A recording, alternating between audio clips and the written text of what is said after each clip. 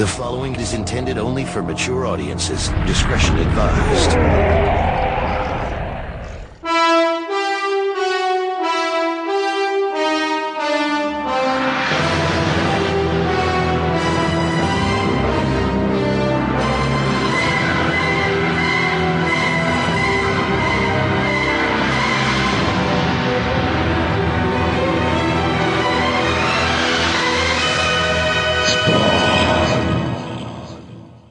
All right, so now we're doing issue 18 of The Spawn. Reflections Part 3 by Grant Morrison and Greg Capullo with Art Thibert and Dan Panosian, dedicated to Dick Ayers. You know who Dick Ayers is? A director? Nah, he was a Silver Age Marvel artist. I don't know why Dick Ayers, of all people, it's not like he died or anything. I guess maybe Really? No, I mean, he did eventually die, but he did Not die at this time? around here. Not at this time. They're no. calling their shot? Hey, I think that's more of a shout-out, right? If it's dedicated to, they're dead. If it's a shout-out, and there's No, I think they're calling their shot. Dick They're Ayers calling is their shot. so random, though. He's like the Sergeant Rock artist yet. You know, really? He got a cool name, though. Dick Ayers. Kind of a porn name, right? Yeah, it's like, Dick Ayers. How you doing? So just a little bit of background. There was a 3.5 month wait before the next regular issue of Spawn would come out. So just to tell you like where we're at in terms of books being published at the same time as Spawn 18, the Malibu Ultraverse is still going on. Their Genesis line and their Reviewer line are still going. We've got Dark Horse's Comics Greatest World and the Legends imprint. DC has Vertigo and Milestone still going. Marvel's Epic imprint is still around. The Razor line and Marvel UK are still going. Harvey Comics was still trying to put Nemesis out, their edgy line of books. I don't even think you remember. Is that the one, the wizard? Or the dragon wizard things? Or Nemesis? Wizard? No. You're thinking of Nemesis the Warlock. That's Yeah, what Nemesis you're the saying. Warlock. My Kevin bad, my O'Neill. bad. No, Nemesis was like Frank, which was a series they did about Frankenstein in modern times. Twister, which is a book that James Huddle did about a serial killer that stalks other serial killers. Did you fucking read like everything that came through your shop? Well, what's cool with Twister is in one of the preview catalogs, I think it was Advanced Comics, they actually bound in a faux newspaper about the serial killer dude. So that's why I remember the Twister. Correction. Twister was published by Harris Comics. Harvey's Nemesis imprint only published Frank and licenses of Ultraman and Sequest before being shuttered. So what else was out? You had Valiant, and they were competing with Defiant, which was Jim Shooter's company after Valiant. It's like he got fired from Marvel, so he formed Valiant. He got fired from Valiant, so then he formed Defiant. And so those two were still going head-to-head with each other. Mirage was still putting out books before they started building out all the Turtle stuff. Caliber was still around at this point. Warp Graphics, the ElfQuest people, they were still around. Prime, Boom Publishing at this point. Especially of independent book. Yeah. Okay. So what happens in the story, though? We're continuing our interactions with the anti-Spawn. Mm-hmm. And I believe he's been battling Spawn, and the homeless folks that usually hang out with Spawn are now trying to help Spawn as... are we still calling him the anti-Spawn at this time, or did he finally... He's still anti-Spawn. The guy who steps up is a fellow named Dipper, who was a Vietnam vet turned homeless guy, and he keeps saying, you gotta watch out for your buddies. That was the rule that he learned in Vietnam. And so even though he's scared shitless of this anti-Spawn dude, he does step up and give him a whack with a pipe or something, and that's enough of a distraction to buy Spawn a minute to collect himself. And then, of course, all the homeless men are back there with their weapons of choice. And well, whatever shit they could pick up in an alleyway, yeah. It looks like they're going after anti-Spawn. He tells them they don't know what they're facing. I'll tear you apart. That's enough, buddy. Oh, dialogue. Oof. And this is Morrison. Really? And there's some bad clipping in here. Wait, but is this Morrison just cashing a check, Morrison, or... Because this doesn't feel like Animal Man or Doom Patrol. This doesn't feel fucking weird or cool. Okay, we both agreed that the first issue of this three-parter was solid. We were really excited based on that first issue. But I still think he was showing up because he's like, how much did you pay Alan Moore? How much did you pay? How much did you pay Elsa? Did I get $100,000? Yeah. Wait, what did they get for a little book? But this is still Grant Morrison pre-JLA. This is like Doom Patrol era Grant Morrison. That dude does is this before Arkham? It is post-Arkham Asylum. Oh, okay. So he did get that buying a house money. Okay, so then his fame was so maybe he was hoping for like $50K, and maybe he didn't get to $50K. I don't know. But the point is, I think what may have happened here is, you remember when Jeff Johns moved from DC to Marvel and he started writing the Avengers? Yeah, and then he did like The Thing, and he did all those little one-shots. There's a story that's perhaps apocryphal where he turned in, I think it's supposed to be in his first script or one of his first scripts for the Avengers when he was doing that title, and I think it went to Tom Brevoort, and basically they took that script and turned it into 2 issues, and they told him that you're writing too much material for one comic book. You need to, we're doing Space it out. decompression right now. You need to space it out. And I feel like Grant Morrison wrote one issue of Spawn and he turned it in and they turned that into one issue of Spawn. And then they took his second script and turned it into a 2-issue Spawn where he wrote one issue. Because there's enough content here for you to have a solid 2-part or a decent 2-part at least. You do a setup heavy first part and then an action heavy second part, right? Okay. Setup and then the knockout. And it said it's 2 issues that feel really drug out and way too many pinups and just doesn't feel like it pays off everything they set up in the first issue. Yeah, true. I agree. I concur. And Spawn, these people are under my protection. It looks like he's about to put a beat down on the anti-Spawn. They start battling, which at this point, anti-Spawn has a cool look. Yeah. It looks cool. I still think he's a paint variant Dr. Fate. Well, yeah, because the helmet. And I do hate the fact that he has the Spawn emblem with a little cross mark as a belt buckle. Is pretty goofy. It's silly. Yeah. That's very 90s. We touched on that. It's very 90s. And of course, they go into punchy, kicky. I gotta say, one thing I like about Grant Capullo, even though it doesn't make sense because the corpse is supposed to be a white dude, but I like that Capullo, even though he's hamburger head Al Simmons, he does look like a black guy still. You can tell that it's supposed to be a black guy, So I like that about Capullo's take. Maybe he just didn't get the memo that the corpse is supposed to be white, even though Al Simmons is a black man. But for me, I like seeing him look. So you're saying he looks minority? Yeah, I think he has black features, even though he's obviously he's fucked up, but he still looks like a fucked up black dude instead of like a fucked up white boy. Okay, so as they're battling, Spawn does this, finish him off move where he grabs him by the head, and I guess he does like a angelic blast from the helmet, and then fucking just fist fucks the face out of him. Yeah. He punches his head through the... Finish him. Yeah. Fatality. And that's pretty cool. I didn't remember that part when I was reading it, where he does that fucking... he does finish him. He does a finishing he energy blast from the back. 2-fist energy blast through the chest to double tap, basically. And again, this is Jason Wynn. Well... Jason Wynn is the raw material, but in personality, it's not Jason Wynn. It's a being made up of elemental fire. And again, what happens is they call him back to the heaven satellite, and they're like, we didn't give him enough elemental fire. Give him more fire. And of course, you'll remember the thing that was motivating Anti-Spawn in the first place was he was burning out from all this elemental fire. So they're giving him more fire. And then, of course, this is where we meet, what's his name? Now, this is not Cagliostro. Oh, it's not Cagliostro? This is another dude that knows Cagliostro and gives him a blank card, and Spawn's like, what the hell is this? Like, when you need it, you'll see what's on the card. Okay. But this is not Cagliostro. He's apparently a part of like a secret society, but I don't think they go into too much detail about who these dudes are yet. Just that they have a way around his bad deal. Now, I do like the fact that Spawn goes to the military base where... Simmonsville, where they had the pit of hell had opened, I guess, or... Right. Hell portal had manifested, and he just goes to town on it with...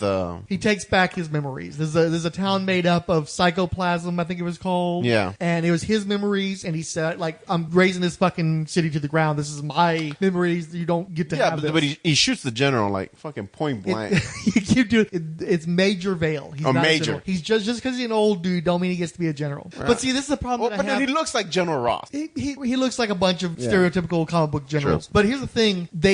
Right before Spawn shoots him in the eyeball, because it's one of those eye shots, he points out that the dude had committed war crime, and Al Simmons remembered him from those war crimes, and besides, he just not. So are you trying to validate the murder? Yeah. No, exactly. That's what it is. Is that we set up that Vale had a connection to Wynn and I think to Simmons, but they did not establish that he was a war criminal. Although let's be honest, he hangs out with Jason Wynn. Odds are in favor of that. But I think we maybe needed to see that to give us like some, because you can't just tell us, hey, you're a war criminal, and shoot him, and we're going to get the satisfaction from this guy finally getting his just desserts. I also remember that there was an article, I think it was in Wizard magazine, or maybe it was in a Hero Illustrated, where these panels, particularly the shot where he shoots the dude in the eyeball, was showing like this increasing amount of violence in comics in general. And I think it might have also been related to Walmart pulling image from their stock because of the excessive violence. That makes sense. That is pretty violent. It is pretty gory. Well, it's like I wanted to put these panels up on our Tumblr feed, but since Tumblr is restricting violence and sexual imagery so severely, I can't get away with it. So maybe I'll throw it out there for the Twitter. Twitter still has no standards. They still have neo-Nazis, but Tumblr, I can't get this shit up on there anymore. Yeah, okay. Twitter still has the porn, yes. Twitter porn.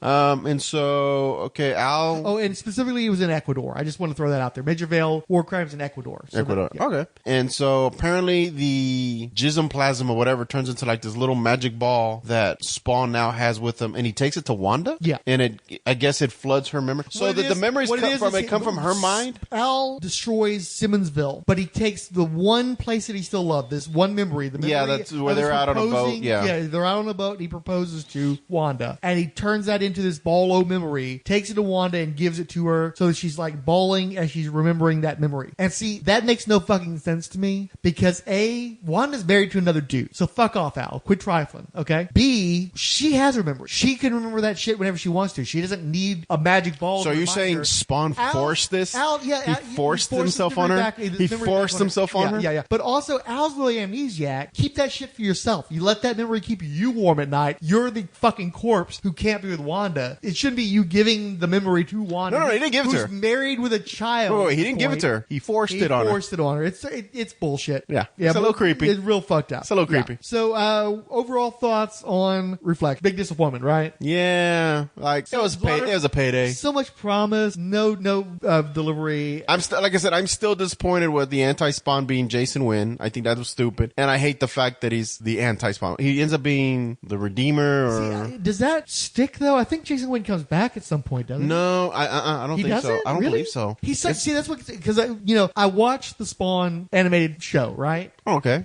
And most All of three it. seasons? Okay, I was gonna say all three seasons? Like I think I came up like 3 episodes short. I watched all them all 3 in seasons? short of all 3 seasons. Yeah. Oh, wow. Yeah. Any good? Haven't you watched it? No, there's been not since it originally came out. Okay. There was stuff I liked and stuff I didn't like. Okay. But I do think the voice actor who did Jason Wynn was awesome. The animation on Jason Wynn was some of the best animation of the series. And he's prominent throughout the 3 seasons. So it's just weird to me. It's like, wait, he's not in Spawn anymore? You know what I mean? Because there's a big gap. Like, I read the first year or so of Spawn. I stopped just short of that first year because I didn't read the Chapel issues. I stopped with the Rider series. And then for the most part, I didn't read Spawn again, aside from tossing through it when we'd get the boxes at the comic shop. I didn't read Spawn again until at least the 40s or so, right? And that was like, the strip cover returns. Basically, the book would be so fucking late that I'd rip the cover off of it and ship the unsold copies back to Image, or I'd send the covers back to Image, and then we'd have all the unsold ripped up covers. You're supposed to destroy them. And for the most part, I did. But I did take copies home with me to read in the tub and shit like that. So I was kind of following Spawn again at that point. But there's this big dead zone where I just didn't read Spawn. And so I just assumed Wynn was going to be around some more, and I'm surprised, genuinely surprised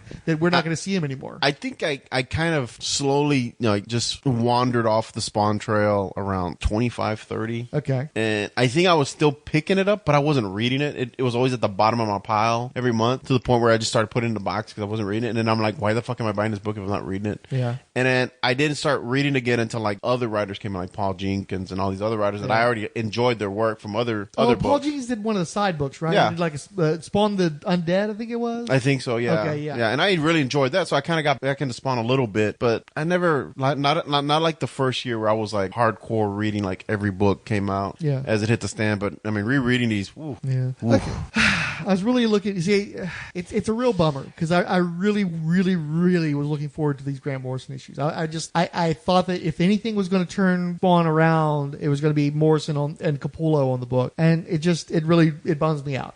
I'm sorry, I got to be upfront about that. I'm just, there's so much potential in the concept of anti-Spawn. There's so much potential in what Morrison could do, and it didn't. I remember after reading the second one, I started feeling Payday vibes coming off of this book. Like, oh yeah, Well, yeah, but the alternative too, it could have been that Morrison might have had some badass ideas that would have like revolutionized it, and Todd was like, "Nah, you're not doing that." But dude, you do not go to Grant Morrison for this kind of stuff. But you go for that fucking weird. Grant Morrison wasn't Grant Morrison in 1993 though. Dude, he was doing weird shit. Dude, look at Aztec. I know. Aztec was fucking Aztec weird. was 97, dude. Was it? No. Yes, he did. He had Animal Man. He had Doom Patrol. He had Arkham Asylum. He had some arcs in Legends of the Dark Knight. Didn't he do also some Hellblazer? I don't remember that. Can't remember. I don't think so. He was doing weird stuff too, though. Didn't he do some Swamp Thing? Maybe around that time. He might have, because him and Mark Miller did a run on Swamp Thing. Yeah, they did. I'm not sure if that started at this point yet, though. I'm not sure. So, because I remember reading their stuff, and it was really fucking weird. Yeah. Because they had that Simon Beasley type art. It might have been Simon Beasley. I think Phil Hester was doing it, actually. Was it? Yeah, it was like really fucking hardcore British weird art that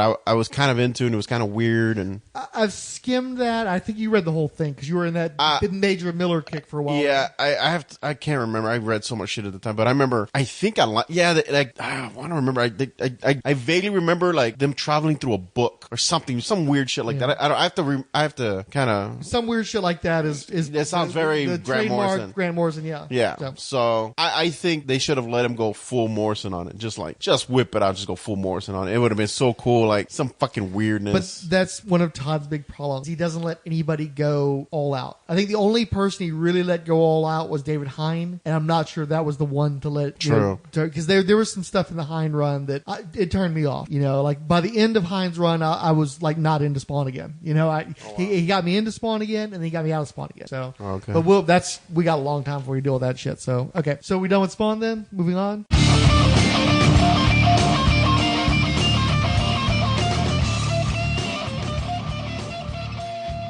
Wizard card number 1, I believe this is part of the Holofoil series, but they don't have a series on here that I can see. Real name Pitt. Group affiliation Creed. Age measured in mental and physical achievements. Height 7 foot, weight 497 pounds. Created and illustrated by Dale Keown. Part of a warlike alien race that specializes in the conquest of planets and the complete genocide of its indigenous life. Pitt is a savage among savages. In one such excursion to the planet Chakra, Pitt murders a young crippled alien. In an attempt to save the young boy's mind, a psychic by the name of Seer blanks out Pitt's mind and transfers the boy's fading consciousness into the murderous alien. Escaping to Earth, Pitt now has to come to terms with what he is and avoid the other aliens of his race who have been sent to bring this deserter home. On the Spawnometer, he rates 6.5 out of 10, which is odd to me. Seems a little low.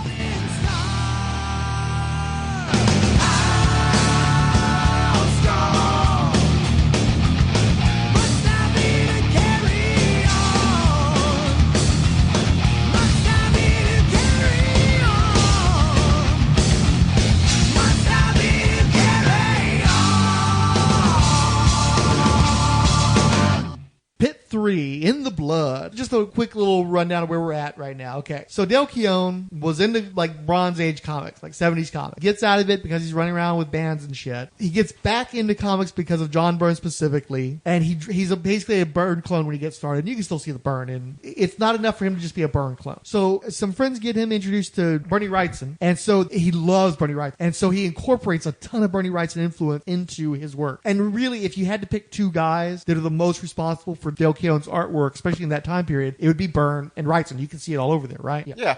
Especially all the details. So the band that Dale Keown was in broke up, and he assumed that he would end up in another band, but no band ever showed, but it never manifested. And so he just started drawing, and again, he started doing that work for Aircell and stuff. And at some point, he caught the attention of Joseph Rubinstein, the inker. And Rubinstein actually tries to get in touch with Aircell to get them to pass his number to Dale Keown because he's so impressed with his work. And they won't do it. They held off on that for a while, I think, because they knew that Keown was going to be something, and they tried to hold on to him for as long as they could. And apparently, this is the thing that Joseph Rubinstein did. I wasn't aware of this, but he was kind of a talent. He had an eye for talent. He kind of got off on finding the next big thing. He helped get Art Adams started in comics, and he helped get Kevin Maguire started in comics as well. Wow. So I've seen Joseph Rubinstein many times at cons. I've gotten stuff from him. So one of these days, I'll walk up to him and just thank him for the eye, getting these guys their breaks. So anyway, Todd McFarlane first starts talking Dale Keown all the way back in 1989. And then Jim Lee starts talking to him in 1991. And they ask him around that time period, do you have any character? Because the rumblings of images are starting, right? And so he doesn't. He's a guy who just loved drawing the Marvel characters, and he didn't really have any characters of his own that he could turn into an image book. But he started thinking about things that he liked. He loved the Hulk, of course. He loved Thor. He loved Wolverine, or at least he saw the commercial potential in Wolverine. And so basically, for the most part, Pitt is Hulk plus Wolverine. Plus he mixed in some Calvin and Hobbes, and he loved T2. And so when you think about it and you look at the books, that influence is all over the Big books, time. right? Big time.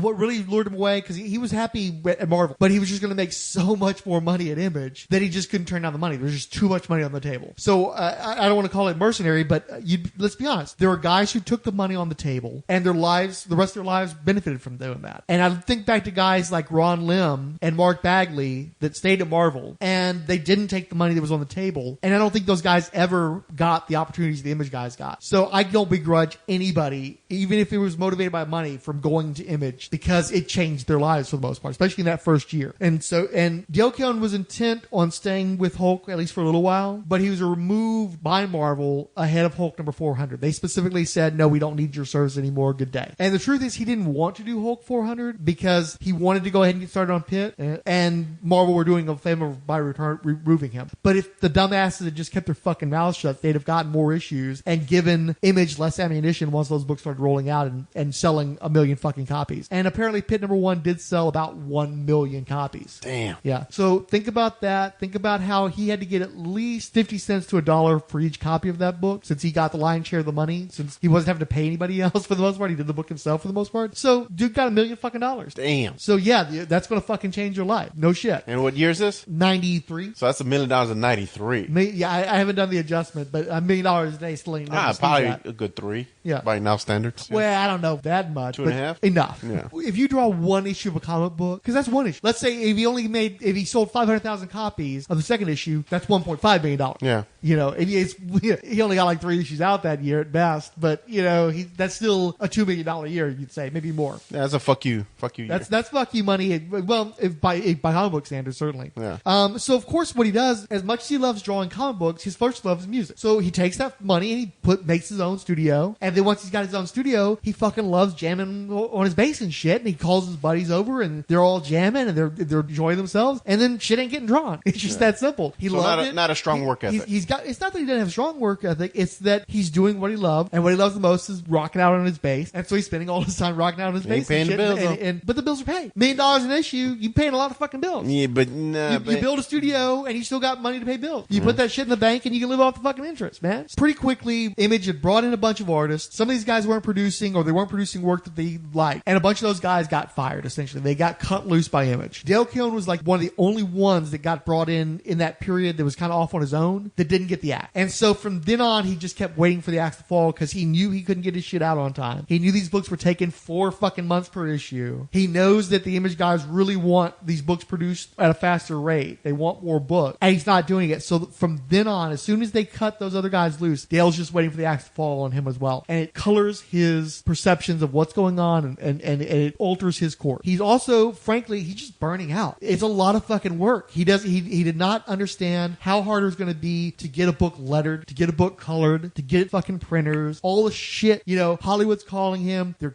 wanting to cut deals to do skateboard decks and watches and action figures and all this other kind of bullshit. And it takes fucking time to go to all these fucking meetings, to fly out to California, to fly to New York City. So it's not just jamming out in the studio, it's all this other bullshit, distractions, you know? So, you know, it completely changes life. In some ways for the better, in some ways for the worse. So you get to Pitt number 9. It's the last Image Comics issue. It's released on August the 3rd, 1995. So just keep in mind, we were just talking about Spawn number 18, and that was like 93, maybe 94. So Pitt number 9 is almost the end of 1995. It was the first issue with Steve Gerber providing the script. And I know you had issues with Brian Houghton. Yeah. So now we got Steve Gerber on issue number 9. Just to show you where the comic industry is now compared to Spawn number 18, the Malibu Ultraverse has been bought by Marvel. Valiant being purchased by Acclaim is looming. Most of the companies and imprints that launched during the boom are in their last year or so. Pitt was actually shot DreamWorks at one point for a movie. And Dale It would have been played by Mike Myers.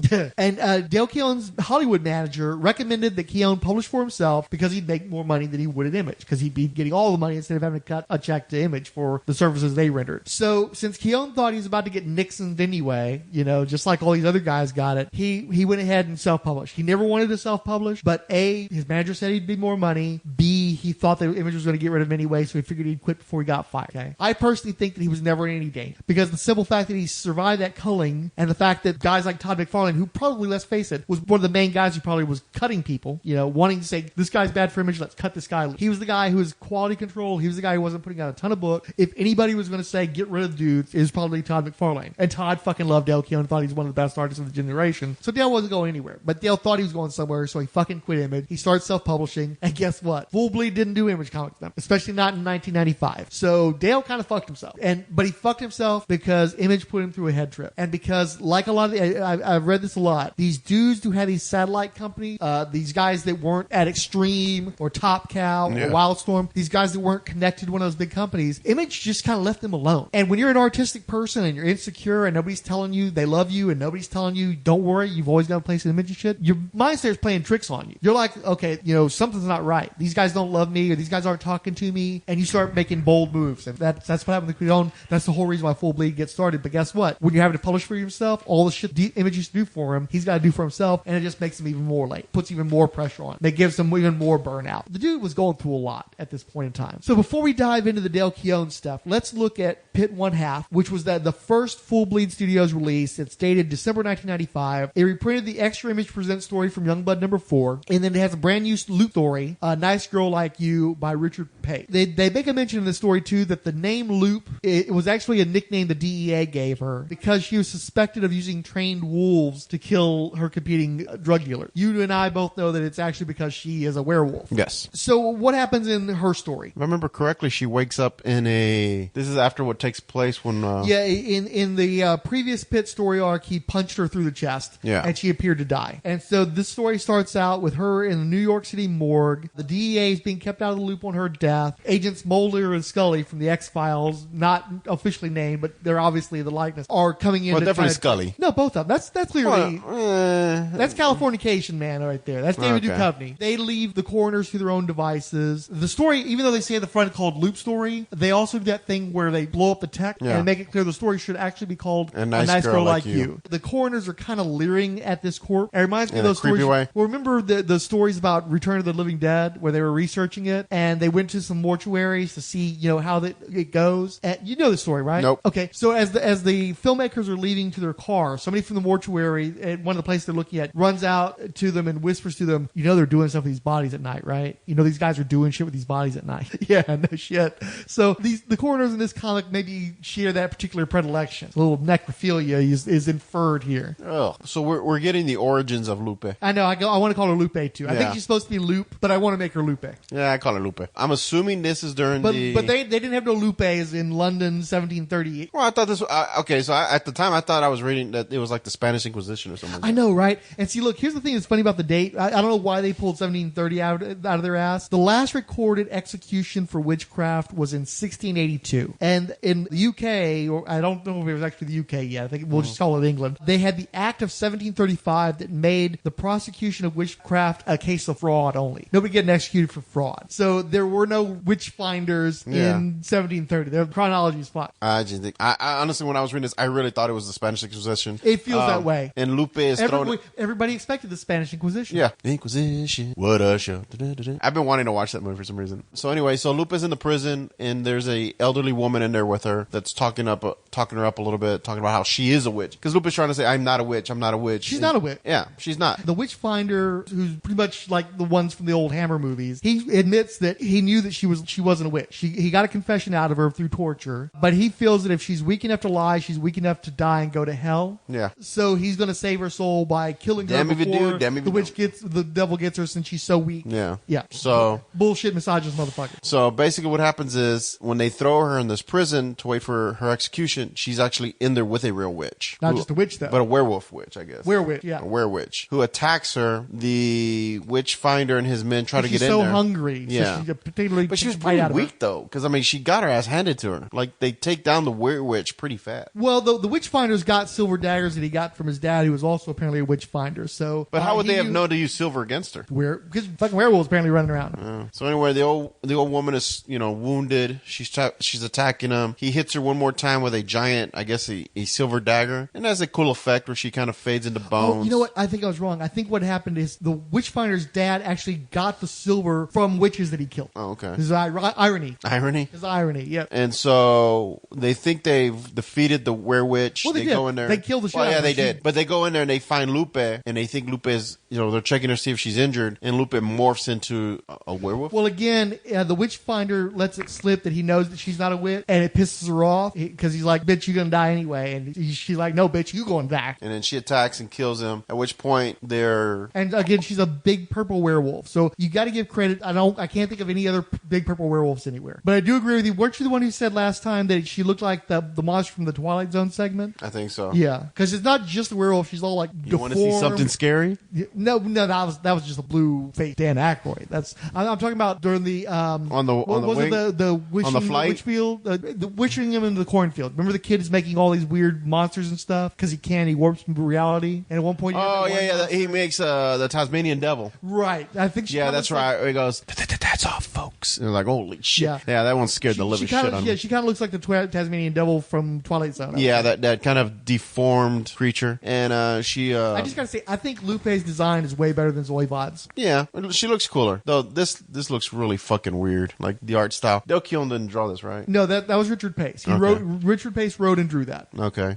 So she's battling, and she does have a cool design. Okay, but you didn't tell what's going on because we're no longer in 1730. Okay, so we're back where they're basically about to dissect Lupe's body to see what happened to her. She wakes up, morphs into her giant purple wolf thing, and starts to rip through them. One of the coordinators attacks her with a saw. She dodges it. She gets him. She bites his head off. She lets one guy survive with a broken arm. But did she turn him? She says, "You're lucky. I usually break hearts." Yeah, but did she turn him or not? Did she bite him or did she just? I think she just broke his arm with her claws, right? Yeah, she didn't bite his. Okay. Oh, okay. I thought she had bitten him. She's just breaking his arm. Now I think I have a hard time believing she'd leave him alive, knowing that she's a werewolf. So I think she probably did only kill him, but if she did kill him, it was off screen. Yeah. So what'd you think of that one? Yeah. What do you think of Lupe as a villain? Really, she's not very. I mean, the motivation I feel like I've read this origins for another character somewhere else. I don't know. I kind of like it. I like that. Here's the problem I have. Like I said, I've already mentioned my issues with Zoivod. He's kind of got the whole Carnage Venom thing going on. The werewolf, I guess maybe you could argue maybe Wendigo if you're looking for like definitely Wendigo. Wolverine villains. But I just think chick from medieval Europe who turns into a giant purple werewolf and now she's a modern day drug dealer. It's like I think that's pretty unique enough. By image standards, it's pretty fucking unique. Well, no, isn't that one of the fucking Howling movies? Look, dude, if you're referencing the Howling is a pretty deep dive when it comes to fandoms, okay? This isn't like Nightmare on Elm Street and shit. How many people do you really think has actually watched more than one Howling movie, if any? I'm just saying. We're children of the 80s. I can say I've watched at least 4 Howling movies, but I'm pretty much in a motherfucking minority. Even among horror fans, Howling is some bottom trolling piece of shit. I'm just saying. Nobody with she looks just like the werewolves from Howling. I remember seeing her and I'm thinking, oh, that's the werewolf from Howling. When they show him at the end and they're howling at the moon. Not as much as when Bill Sienkiewicz literally drew the werewolf from Howling when he revised Werewolf by Night. So no, she's definitely more unique looking than that. So okay. I like Lupe. I think that for me, I think she's the most interesting of Pitt's villains because neither the Hulk nor as much Wolverine. A little bit Wolverine. Hold on. So because you also had the Howler at Night, or what was that thing that from the Silvestri run? The werewolf dude from like the 30s when Larry Hama and Mark Silvestri refers to in Wolverine. The thing at night or the Howler at Night or something like that. It's a little like that. Hold on. But let's look at this. Okay, because let's be honest. The Pitt is based off the Hulk. So which of these villains or which of Hulk's rogue gallery would she closely resemble? Which is Wendigo. And Wendigo's a different thing. Wendigo's look is a lot different. Motivation's different. Attitude's different. She's very conscious of what she's doing. Didn't he fight also like a werewolf creature? I want to say he's fought a werewolf creature. Yes, but not regular. I think maybe like toward the end of Purvey's run, right? Or maybe that was Mr. Hyde was in the Sam Keith issue. I think toward the end of Purvey's run, he fought a werewolf one time. But that does not make an anti Lupe fights Pitt several times. Relative to Pitt, given how few adventures Pitt had, she fought him multiple times. So I think she's much more relevant to Pitt than any werewolf type things would have been to the Hulk. Nobody thinks, oh yeah, Hulk versus werewolves. That's such a Hulk thing to do. Nah, dude, nah. Even Wendigo's kind of a reach. I mean, how often does Hulk really fight Wendigo? Several times. Everybody remembers Wendigo because that's when Wolverine got introduced. Well, he also beat the fuck out of Sasquatch. I mean, she's kind of Sasquatchy. No, only to the degree they're both were people. I think that's painful. I just because reading the Pitt stuff, like I now realize that group of heroes, Axon or whatever, Axion or what is it? Axiom Enterprises. That is absolutely the fucking it's the Pantheon. Yeah. I was reading. I'm like, oh my god, it's the Pantheon. Like, and he's not even hiding it anymore. It's kind of like, well, I couldn't come up with ideas. So Pantheon. Well, yeah, I mean, kind of. But okay, so here's the thing. Okay, before we even get into the synopses, I want to kind of confront you with something right quick. Okay, look, you love the Hulk. Yes. You love Dale Keown's artwork. Yes. You love Dale Keown drawing the Hulk. I own it, yes. Yes. You bought the run of Pitt as it was coming out. Is that Yes. correct? Okay. Now, Did I read it at the time? No. I thought when we were going into this 3-part series, we were going to have 3 issues by Grant Morrison and Greg Capullo that were going to be rad, and we're going to have the 3 badass episodes on Dale Keown's Pitt, and we were going to be fucking positive. Because when we started Spawnometer, we made a point of trying to be positive going into these Image books. I cut shit where I was too negative out of those episodes, and maybe one of these days we'll explore the more dark stuff. But people responded well to us being so positive about the Image books since they've been slagged on for so fucking long. Then John came along and started doing all the pouches, and he's way more positive than we could ever be about Image because he genuinely loves those comic books. I think he just genuinely loves comics in general, but he genuinely loves talking about the Image comics, issue by issue, right? And my hope was, even if we couldn't enjoy the actual comics themselves, we could at least get off on the premises, we could get off on the chutzpah, we could get off on how beautiful, because the Dale Keown artwork in these books are fucking stunning.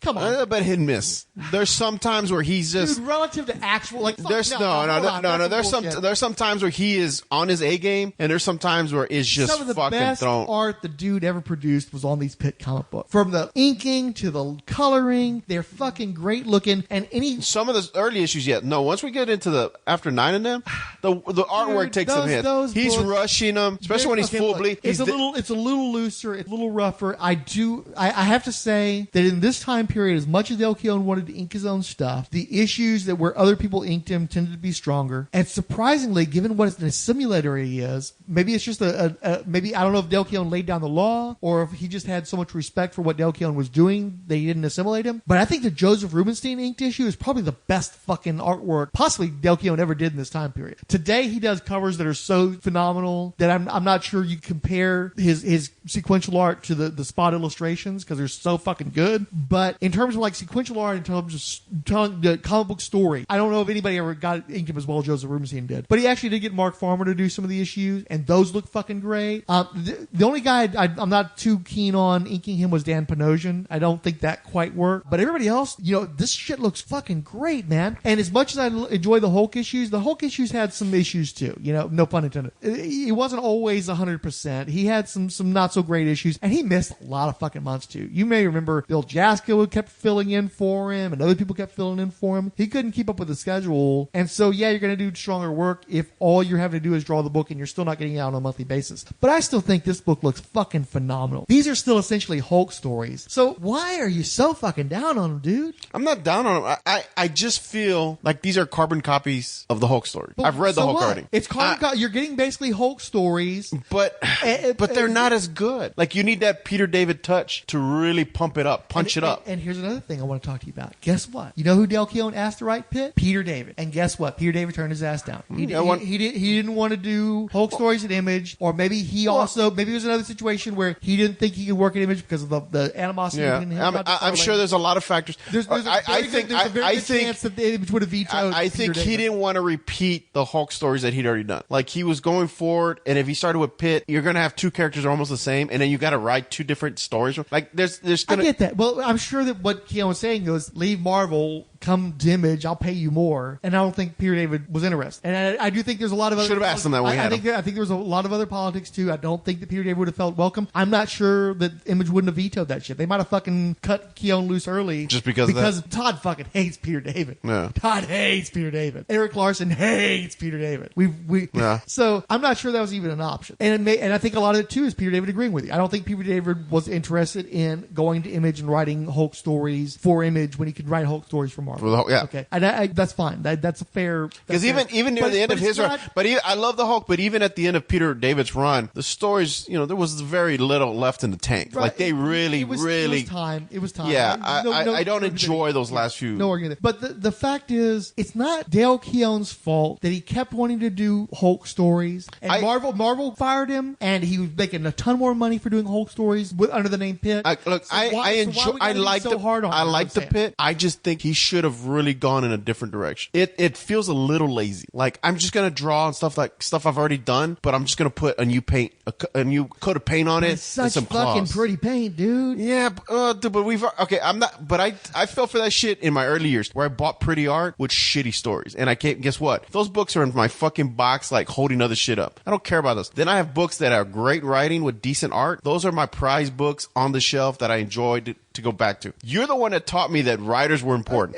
I bought art for the bullshit reason. I love Dale Keown's artwork. I own some of it. I do love his style. I do like the Pitt. I think Pitt's a cool concept. It's just never been flushed out. Like, And I agree. it's all over the place. Like, I do think that a writer could have gotten in there and done stronger material, but I also think that I think it's the best book that Dale Keown could put together under those circumstances. And it's just, I don't think it's fair to be so hard. I think you got. I don't think I'm that hard on him.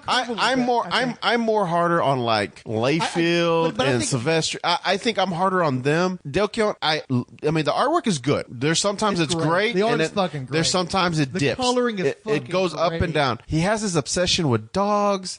But I love that pit bull, man. That's But he has like dog. he has this obsession with chains all over Pitt all the time. And Chains there's were in, man. this weird thing about like he's connected to Timmy, and Timmy's kind of a psycho killer sometimes, but when he mutants out, but then he turns normal, and then there's all these monsters coming out. We're getting ahead of ourselves. Okay, but hold on. Actually, let's go ahead and get the synopsis in. Okay, That's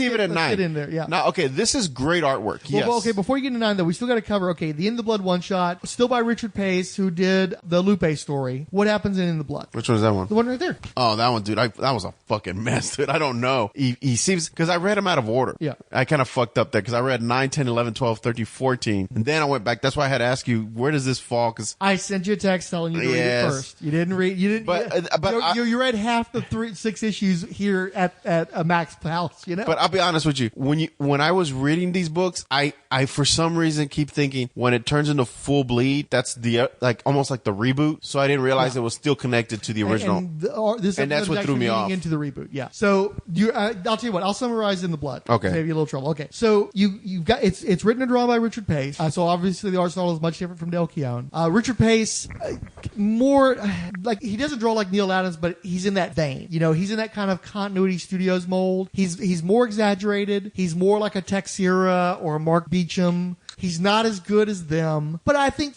by indie standards, he's solid. I actually enjoy his art fairly well. He's, comparing him to Dale Keown, that's not right. That's not fair. And he's really not quite up to the stronger Marvel DC stuff. But in this time period, Marvel DC had some fucking ugly comic books. So compared to that, it's some pretty decent looking stuff. I like the art personally. I think if you can't get Dale Keown and you can't get a name, he did solid enough work. I enjoy, he doesn't turn me off to look at his books. So anyway, In the Blood, I think was sort of like a soft re-entry since it was like one of the first Full Bleed books. If you hadn't been reading it at Image, which let's face it, anybody who's reading Pitt at Full Bleed was already reading it at Image. But they will go ahead and give you like a light recap of Pitt 1 through 10. They talk about how the police were unable to analyze the magenta fluid found at the scene of the motorcycle gang rumble from issue number 1. Okay. Which is of course Pitt's blood. They turned over that substance to Biochem Health, who brought in crossbow technology. The company's called Crossbow. It's not that they had technology based on crossbows. And so they crossbow technology is intended to capture and contain the Pitt creature, whatever this creature is. So they reference Axiom Enterprises too, so that they're in play as well. And so that's when they introduce the Doctor's Ghillie, which they don't. I don't know if they cover this in the later issues because someone read the later issues of Pitt, but I don't know why they pluralize them and they refer to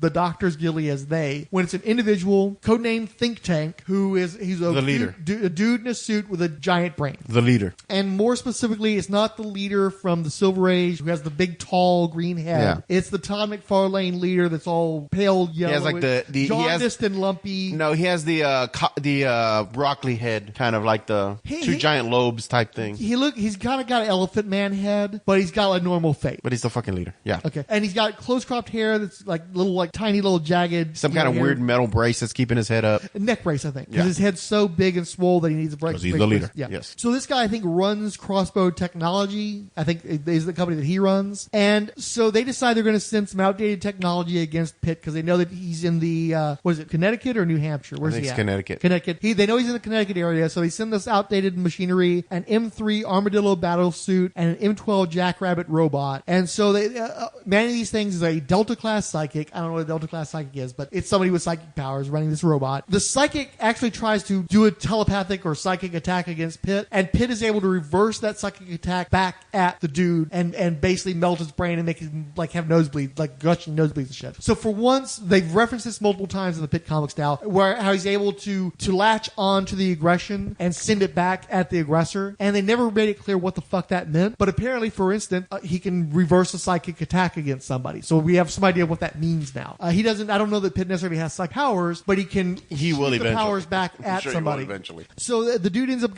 having a grand mal seizure and goes into a coma. Because of that, because they don't want to risk him being questioned, they trigger an explosive device in his brain, and the suits at Crossbow Cavalry note, oh, it's too bad. That guy was a new father. You know, it's like, so we know that these guys are some evil dicks. They start training the next group of people to go after Pitt in this VR practice mode, and they're prepping an overwhelming response of alpha beta psychics and dozens of upgraded battle suits, plus support vehicles to go after Pitt and really do the job. One of the people at Crossbow / Biochem Health is like, my mom lives in Connecticut, and Think Tank is like, look, either have your mom move, or if you don't really like her that much, pay for life insurance, because Connecticut may not be here for very much longer. Really fucked up Cavalier shit. I know that you didn't like In the Blood. I thought it was fine. But now we can go into Pitt number 9. This was the first issue that had a script by Steve Gerber. Inks by Billy Tan for about half the issue. The other half is Mark Farmer, who had inked him on Hulk. We get the story of Pitt's origins, or his parents. Yes. Jereb, the child of future light, reveals the truth to Pitt. That him and he had a twin brother. Him and Timmy are twins. Well, okay. Anne and Alan Bracken were kidnapped, alien abducted by Zoivod. Zoivod takes the embryo out of Pitt's mom and makes Pitt. I don't know if he does it on purpose or he misses it, but the other embryo, the other twin embryo, goes back to Earth with Pitt's parents and becomes Timmy. Okay. So Timmy and Pitt are sort of kind of twins. So you're telling me Pitt would, if he was human, would look like Timmy? Presumably. I mean, they were twins. Yeah, I mean, not all twins are identical. I actually think aren't identical twins. So like wait. Are you saying we have a Danny DeVito, Arnold Schwarzenegger thing going on here? I didn't catch that. You may be onto something there, actually. Yeah. So Pitt's Arnold and Danny's Timmy's all the shit that was left over.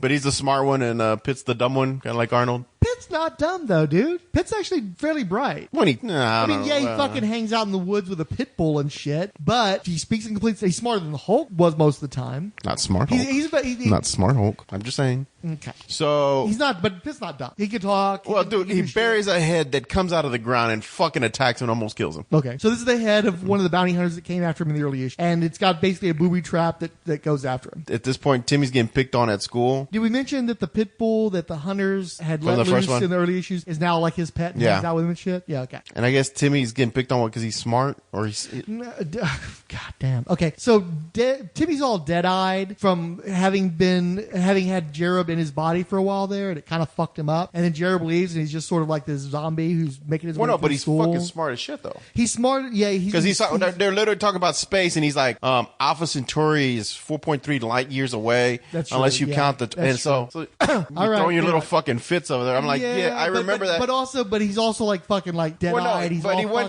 Rayman mode, like right now. He's like, fair. Yeah, definitely whopping there. You know, like he's been, he's brain drained. But again, you're right. He's a little dead-eyed, but he's. And also, it was I guess the dog is who dug up the severed head. Yeah. So it wasn't Pitt's fault. It was his pet. But why would he bury the fucking head there? Do you? Why wouldn't you bury the head? Because you don't want a trophy. You don't want crossbow. What is it, like a serial killer trophy and shit? Like he's keeping trophies around? No, he probably buried the whole body, and the dog just dug up the head. Man, he probably got trophies and shit. No, he did. Okay, whatever. Yeah, he decapitated the dude. So you're gonna bury that body, and you're gonna bury the head. It's not. But so I'm assuming that because Jereb or Jared or whatever it was in the kid, and not the sandwich Let's maker. not bring up Jared and kids. Okay, that's not a good place for us to go. But I guess he kind of evolved Timmy's mind a little bit? Because he's definitely been altered. Yeah, because Timmy starts getting powers and shit. But alternately, I don't know, maybe Zoivod fucked up some shit for Timmy, or maybe the reason why... no, because he starts turning into the Jereb kid, like later on when he morphs. Think about it. Okay, Zoivod comes to Earth and kidnaps his specific parents because his mom is the one. She's like, for some reason, there's something about that chick that makes her particularly valuable amongst all of humanity. That's the one chick that he picks, or that his scientists pick. So are you saying one of them is Jesus? I'm saying the chosen that one? maybe both Neo? of those embryos had something special going on with them, and maybe Jereb being inside Timmy unlocked something in him that was already there. It may not have been that Jereb left anything in him. It might be that he opened up something in Timmy. So is this that doesn't sound good in the context of Jereb. Jereb either doesn't. No. But I was gonna say, so are you saying like the Pitt could be in the vein of the bloodline of Jesus Christ? It's got nothing to do with no Jesus. I'm just saying. I ain't talking to, and I'm the guy who usually docks some kind of Jesus I'm just saying, but I'm not talking to Messiah shit. I'm just saying there must have been something special about his I'm mom. getting some Dan Brown vibes here, man. Where like it's the bloodline of Jesus, and Zoloff opens up the blood of Jesus, and Timmy turns into like a Christ figure. I don't know no Jesus shit. Okay, I'm just saying, man. See, I'm writing a damn good book for Dale. Fuck, see? All the potential was there. All he gave you was the tip. That's all he gave you. Go ahead. So, Timmy's been morphed. He's getting picked on at school. At this point, the severed head attacks Pitt and beats the shit out of him, so that's not good. It also explodes, which Timmy, by this time you're starting to realize they have a psychic link. Yeah, because that's something I think that Jereb tells him, is that he keeps following Timmy around because they've been connected this whole time because they're twinsies. And so, and of the blood of Christ. And so... The identical twin? No, I'm saying they're the bloodline of Christ. Kind of like, what is that movie, with the Dan Brown movie that came out? Da Vinci Code. Yeah, there you go. They ain't no twins. I'm just saying, it's a Trinity, right? I'm just saying. The Trinity. There ain't no Trinity. It's two. Jereb, Timmy, and Pitt. The Trinity. Anyway, back to, so the Pitt survives the explosion. He attacks. There's a little something to that, because he's sort of like a Holy Ghost, right? Yeah. Okay, go away. Wait. I'm franking you real slow. That's just your Catholicism. But I'm a poor man's Frank. I'm giving you a little bit of credit because I can see where you would make that connection, even though no sane person would. What? Wow. Just because I don't... wait, you'll scream, call me a Nazi in a minute? Jesus. So the thing blows up. Pitt survives. I don't know how Grandpa keeps surviving all this shit, too, because he's always like in the wrong place at the right time. But I think he must be one of those young olds. He's like 45 and he just looks like he's in his 80s. Pitt's there. Of course, Pitt survives the explosion. I don't know if the dog survived, because did the dog survive? I think the dog lives. Did you? You don't kill the dog, man. People will turn on your ass when you kill a dog. Well, but at this point, Timmy's starting to use his psychic powers at school, though. Yeah, kill all the Timmys you want to, but don't kill the dog. Okay, well, but Timmy's using his psychic powers, and I guess yeah, Pitt he was could getting feel bullied, and he finally snapped Carrie style. Yeah, I know, another pop culture reference. And he starts TKing the fucking. That's your last one, motherfucker. That's your last one for this podcast. No, that's Dale Keown. That's not me. That's not you. That's Dale Keown. Okay? I still think this is the blood of Christ working through him. But anyway, so he's using his psychic powers, but he got this evil look through him. He has like this evil look in him. His hands do this like skeleton shit. Creepy kid stuff. Yeah. There's definitely some. What's that fucking one? The remake had Christopher Reeve in it, but it's the Village of the Damned, right? It was with the creepy albino kids with the telepathic powers or telekinetic powers. What is it they chant over and over? They chant? I thought they did, didn't they? Man, I haven't seen that movie since like the 80s. Well, yeah, but he has this creepy vibe. His eyes turn white. He does the evil grin. He does the evil grin. He always good with evil grins too. No, I mean, honestly, he's really good with faces. Oh yeah. Like fuck it, I can't think of an artist that can match him. Yes, they're all distinctive. Well, every person has a very distinctive look. Yeah. No one ever looks like someone else in that book, which I got to give him. That's just phenomenal. And again, because of the rights and influence, you always tend to go to a horror place. That's the way he renders people, makes them scary, makes them creepy. And so, but also when the kid starts glowing white and you can see his skeleton, he goes fully like, Holy Ghost. He's like X-ray. He goes full Holy Ghost. He looks kind of skeletorish. Oh, was there a UFO that did that? Yeah. Well, no. Okay, you're thinking of the issue where the UFOs attacked the Hulk, and I can't remember which one is blasting the Hulk with radiation. The one time Dale Keown drew the UFOs, yeah. Yeah, but he's blasting the Hulk, and it's burning off the Hulk's flesh. Was that the UFOs? Yes. I thought that was the alien dude. No, it was the UFOs, and I always wanted that page. I love that page because it's just the Hulk marching toward him, and like flesh is burning off. Dale Keown drew that. Yeah. So that was kind of Dale Keown's to take with him when he left, in the divorce. Some community property there. Okay, if you want to bullshit your way out of that one, go ahead. So at the end, we get a glimpse of the dark, evil Timmy and the Pitt. Pitt's a little bit, I guess, so Timmy's psychic powers, I don't know, because Pitt's blocking people. He's blocking people with psychic powers. So I'm assuming he has some psychic ability to protect him from Timmy's attacks. They're brothers, maybe so. Yeah. But also that lends credence to, well, they both had Jereb in them too. So that doesn't sound right either. So Jereb may have been responsible for that in some fashion too. I thought that issue number 9 was perhaps the best written issue of Pitt. I didn't have the problems with Brian Houghton's scripts that you had. I thought they were nice and fun and breezy, and yeah, the plots weren't all that great, but I thought it was fine. I think it was decent, mid-range comic booking, right? But the Gerber bringing this Bronze Age purple prose, especially the early parts with Jereb, I thought you really got a sense of those like 70s Marvel horror titles. It felt like a Man-Thing comic or a Werewolf by Night or something with Morbius. You got this sense of portent that Pitt had lacked before, and so I really wish Steve Gerber had stayed a little bit longer on Pitt, because I really do think that it just, in terms of just craft, that was the best written issue of Pitt. The plot wasn't that much deeper than any other issue of Pitt, but I thought that the captions, the narration, the dialogue in general was just better. I liked the direction they were going. They just didn't follow through with it. Because Steve Gerber only writes a few pages of the next issue, and then he's gone. And if they had gone full horror, I think, honestly, if Pitt had gone full horror comic, which is something you can't really do with Hulk. And so absolutely. You had gone full horror, dude, he would have stood out.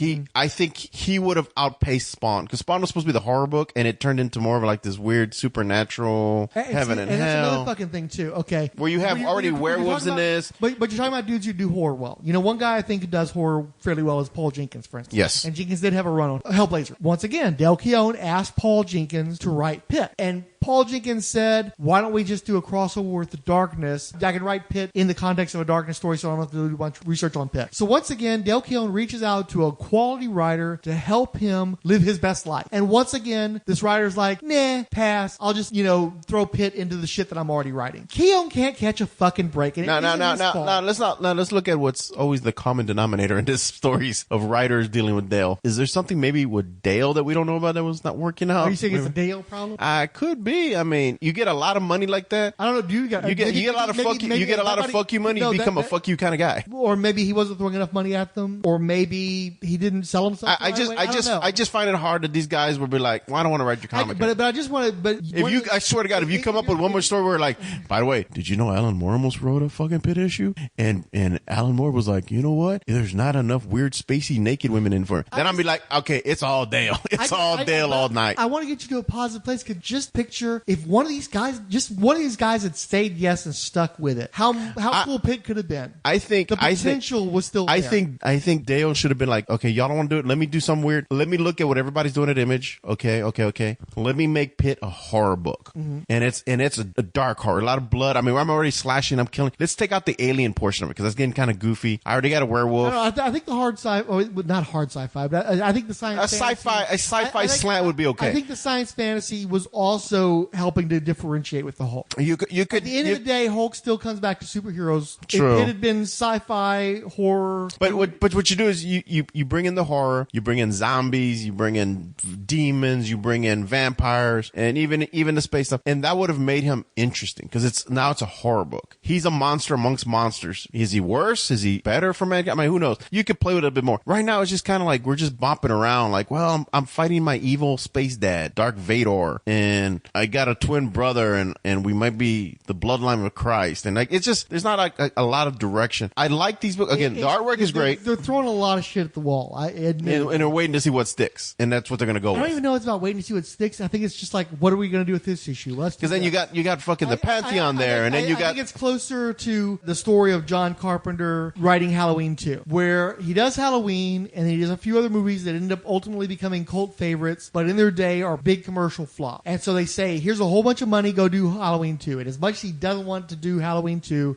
he can't leave the money on the table. Just like Keown did. No, not Season of the Witch. Halloween 2's The Return of Michael Myers. Okay. Or not, there was actually one called The Return of Michael Myers, but the second part of the first Halloween story, right, with Michael Myers. And so my understanding is he knocked that out as quickly as he could. He had a bottle of a good hardcore liquor, and he had just seen Empire Strikes Back. And that's how he ended up with Laurie Strode being Michael Myers' sister, because he just had to fucking bang the shit shit out. And he had to throw in all the gore that was featured in all the movies that ripped off the Halloween because the gore was popular and nobody knew what the fuck to do because he never intended to continue this fucking story. It was never supposed to be a continuing story, right? So I think that's sort of like what happened with Dale Keown is that he's going to do his Hulk Wolverine mashup. The money's on the table. Marvel's fired his ass anyway. Got to get this thing out. Everybody wants him to get this thing out. Struggling month after month to figure out what the fuck to do with this thing. And so, hey, I saw Terminator 2 last night. I'm going to do a Terminator 2 sequence. Hey, I saw this movie last night. I'm going to do this sequence because, I got to get this fucking thing done and nobody will fucking help me get this done. So I think that's part of it. I think it's not so much,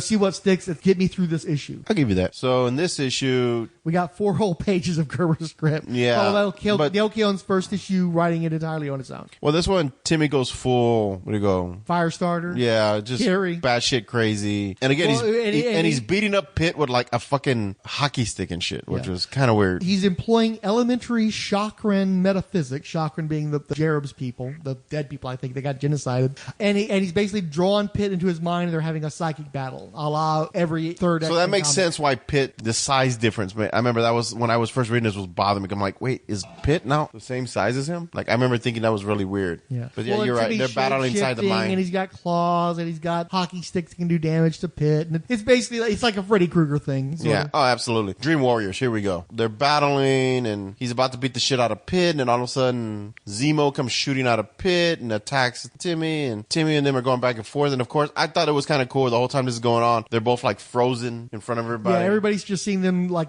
in a trance. Yeah, it's all going on in their minds. I thought that was kind of cool. And then of course Timmy kind of blacks out. The Pitt runs away. I guess Timmy's still angry? Yeah, he's mad because he wants the truth of what's going on from Pitt. He doesn't know, and it's in this issue that he finally finds out what happened with his parents and what his relationship to Pitt is. Pitt lands in a pond and just kind of, I'm assuming, takes a quick bath. The dog, you're right, the dog survived. Here comes the dog running. Oh no, it's another dog. No, that's the same. Isn't that the same dog? No, it's a different. Oh shit, it's another book. No, because there's another hunter chasing after that dog. No, the same hunter goes after his dog. He's pissed off that the dog ran alpha and he's trying to kill the dog, and Pitt's like, my dog now, fuck off. Okay, so that's a little weird. Pitt's walking around covered in chains and blue jeans, and that's apparently boots. Yeah, apparently boots as well. The same kids that were picking on Timmy earlier. Is that the same kid? Is that the bullies? I believe so. I didn't catch that. Yeah, it makes sense though. He's got that angry bully face. Yeah. So they're at arcade. They're at getting arcade. angry at the games. Yeah. And this guy, I guess, is trying to find Timmy. Mysterious, like spook, government agent looking creepy dude. Guy, yeah. Sunglasses and shit. And French coat, that kind of shit. There's this guy that wants to give those two kids a lift. Woo-hoo.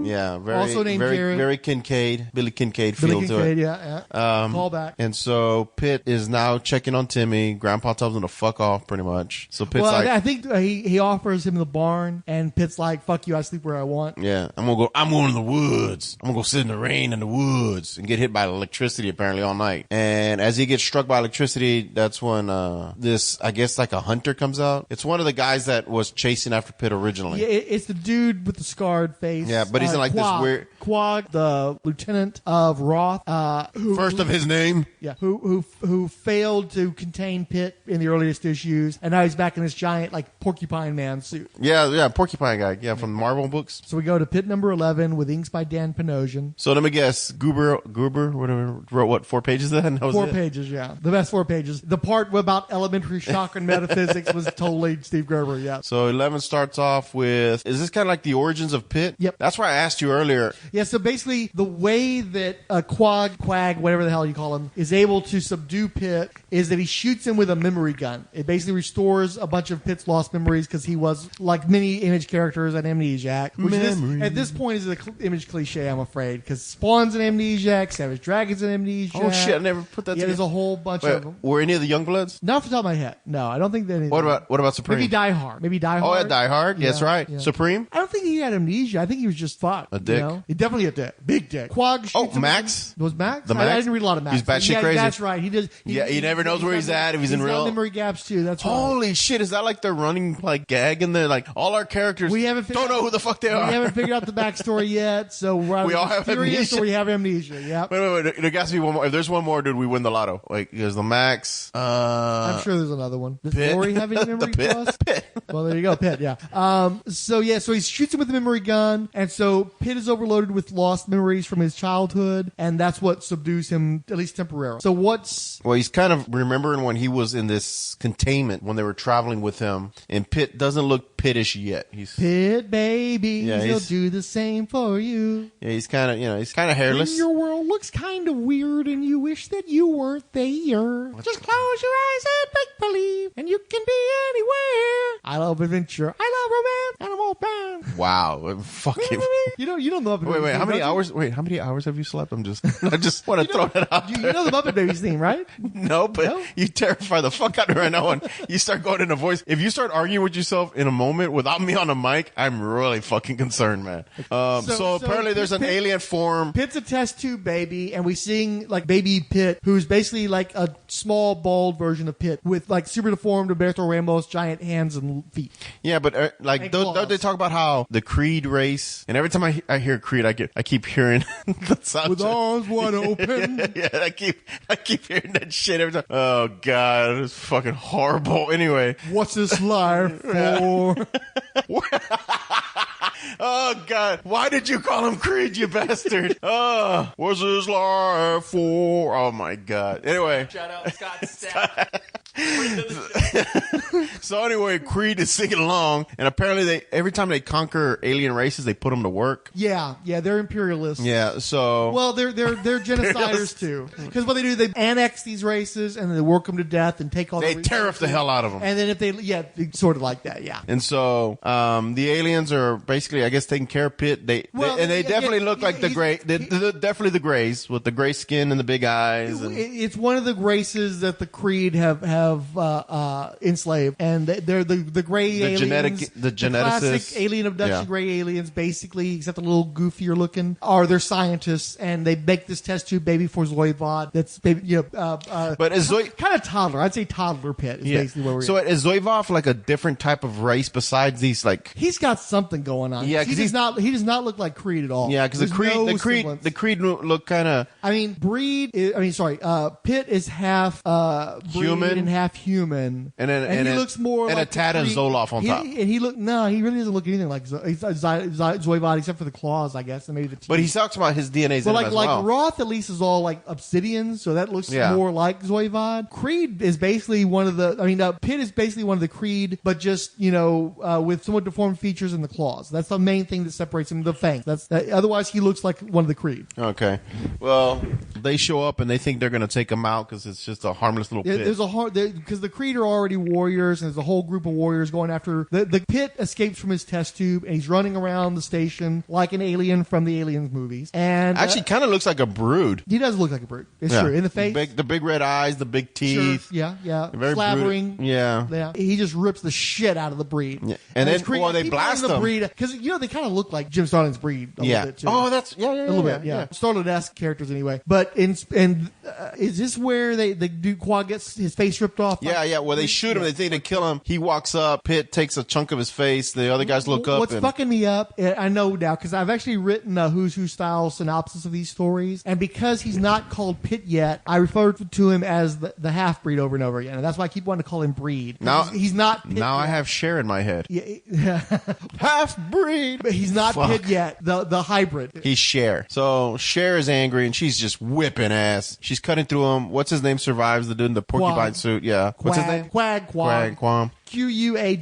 Quam. Now Pitt does look pretty badass, being all hairless and shit. He's a cool looking kid. Yeah. He's a scary motherfucker. Definitely punk. He's punk. But he gets He's a little more Wolverine as a kid than he is. As he gets older. very Wolverine. Just giant claws, a little short guy. Yeah. And he gets knocked out by, I guess, one of his brothers, one of the other surviving. Roth catches his ass and guts him. And he's one of the surviving, because they've had many trials and only few survive. I think Roth is like the only one that they'd had survive Besides Pitt, so but far.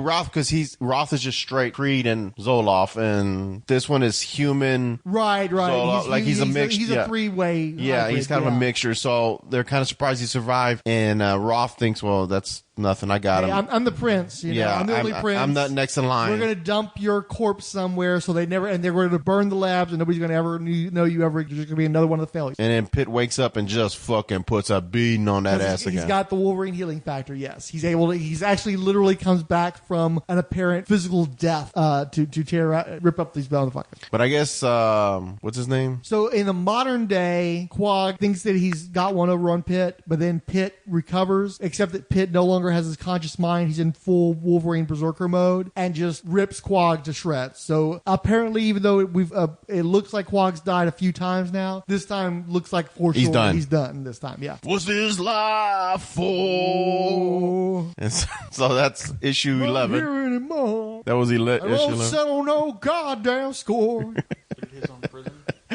This one goes out to Delvin. Dedicated to Delvin. Okay. So now we're at Pitt 12. Now the cover's fantastic. I mean, okay, look, Delvin's defending Nickelback, but if you're going to defend Nickelback, you're going to be fucking ride or die with Creed too. yeah, okay? I'm a ride down Creed. So Pitt number 12 This is great almost cover. entirely done by Keown. He does the inks. I think the only thing he doesn't do is the coloring, right? and the story. No, he does the story, doesn't he? Not much of one. Because come on. Okay, don't. Oh, don't be me. Okay. Whatever, dude. This is fucking Doomsday's origins. It's fucking Doomsday's origin, yes. So tell I literally had to ask you which came out first because I was reading this. I'm like, I've read this before.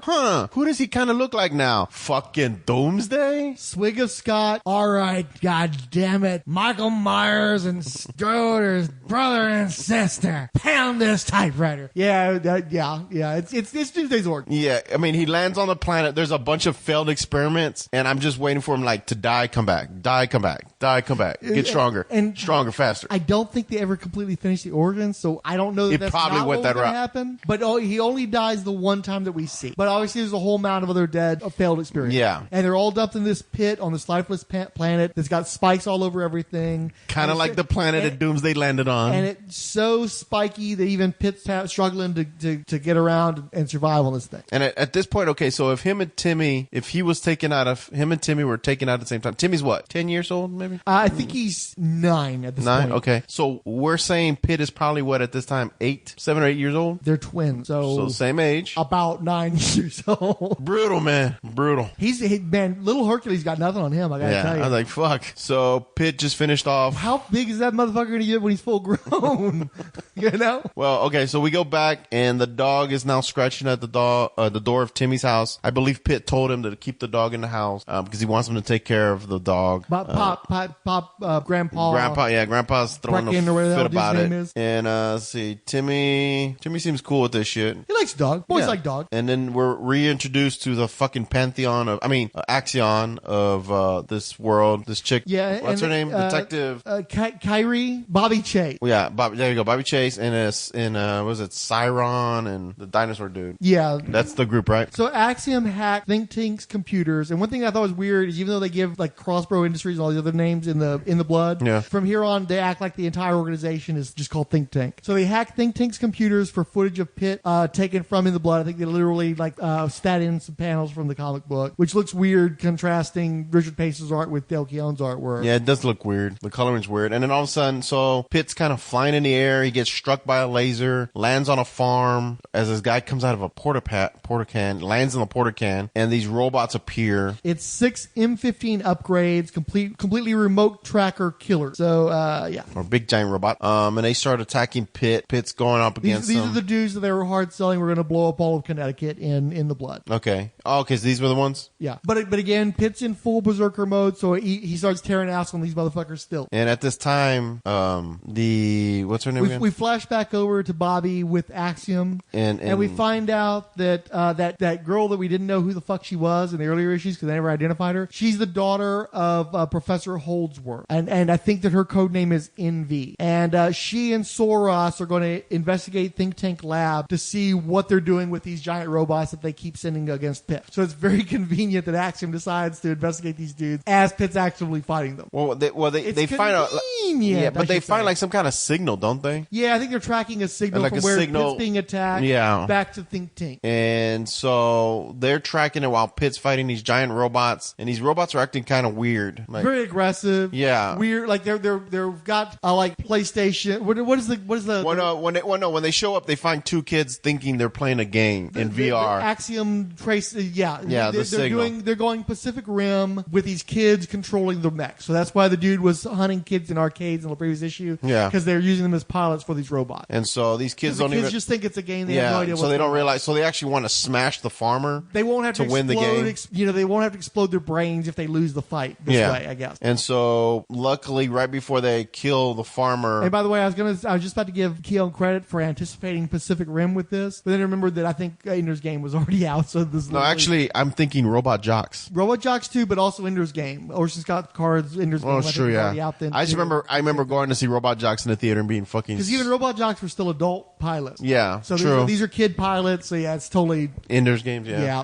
Soros tears a cable that disconnects them, and the kids are the group decides they're going to. Envy takes the kids back to the parents. Yeah, we don't get to blow up Connecticut because Soros unplugged the VR robot. And the leader's like, it's all right. Think tank. Anyway, the leader's like, excellent. By the way, we should point out too that he's always got a hot chick with sunglasses who doesn't talk hanging out with him. I don't know how relevant that's going to be. She's going to be like a clone or some weird shit. I don't know.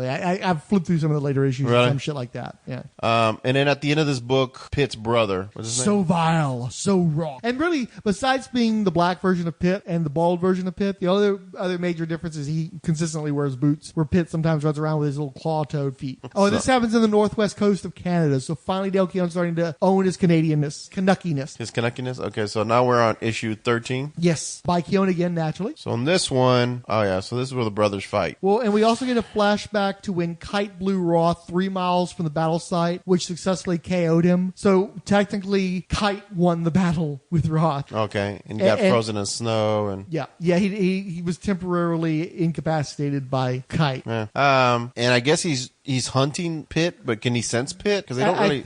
Or he smells them or some shit like that. What I thought was funny is he runs into that polar bear. The polar bear is all like sniffy and stuff, and then he goes and screams with his big claw, with his big fangs, brah! So I guess that's one thing they anticipated: the overusage of the term brah. Brah, brah, brah. And so they're tracking Pitt as Pitt's jumping around town. I guess they're trying to capture him, or I guess Pitt and his brother are drawn to each other, aren't they? Yeah, it seems that way. Yeah. Although you'd think that Pitt would have detected Roth maybe because Timmy was screwing with his brother radar. So wait, just because of all the half-brotherness, Roth is Pitt's brother, but he's not Timmy's brother. Yes, because Timmy and Pitt are brothers from the line of the blood of Jesus Christ. I'm familiar with these family dynamics. Okay, we gotta branch out this family tree. We gotta get it out there. So Pitt's fighting his half brother, and Axion decides they're gonna capture Pitt. They hit him with a tractor beam, very Star Trek-ish. Yeah, they're able to track Pitt using think tanks discarded technology. Okay. So that's right. Whenever they took those kids out for that base. Yeah. And so his brother, as they're trying to get, I guess they're trying to keep Pitt from them fighting each other. Because they're going to blow some shit up because they're both crazy berserkers right now, yeah. And so I did like this one scene where Pitt's stuck in a tractor beam and his brother jumps in there with him, and they're both battling. And the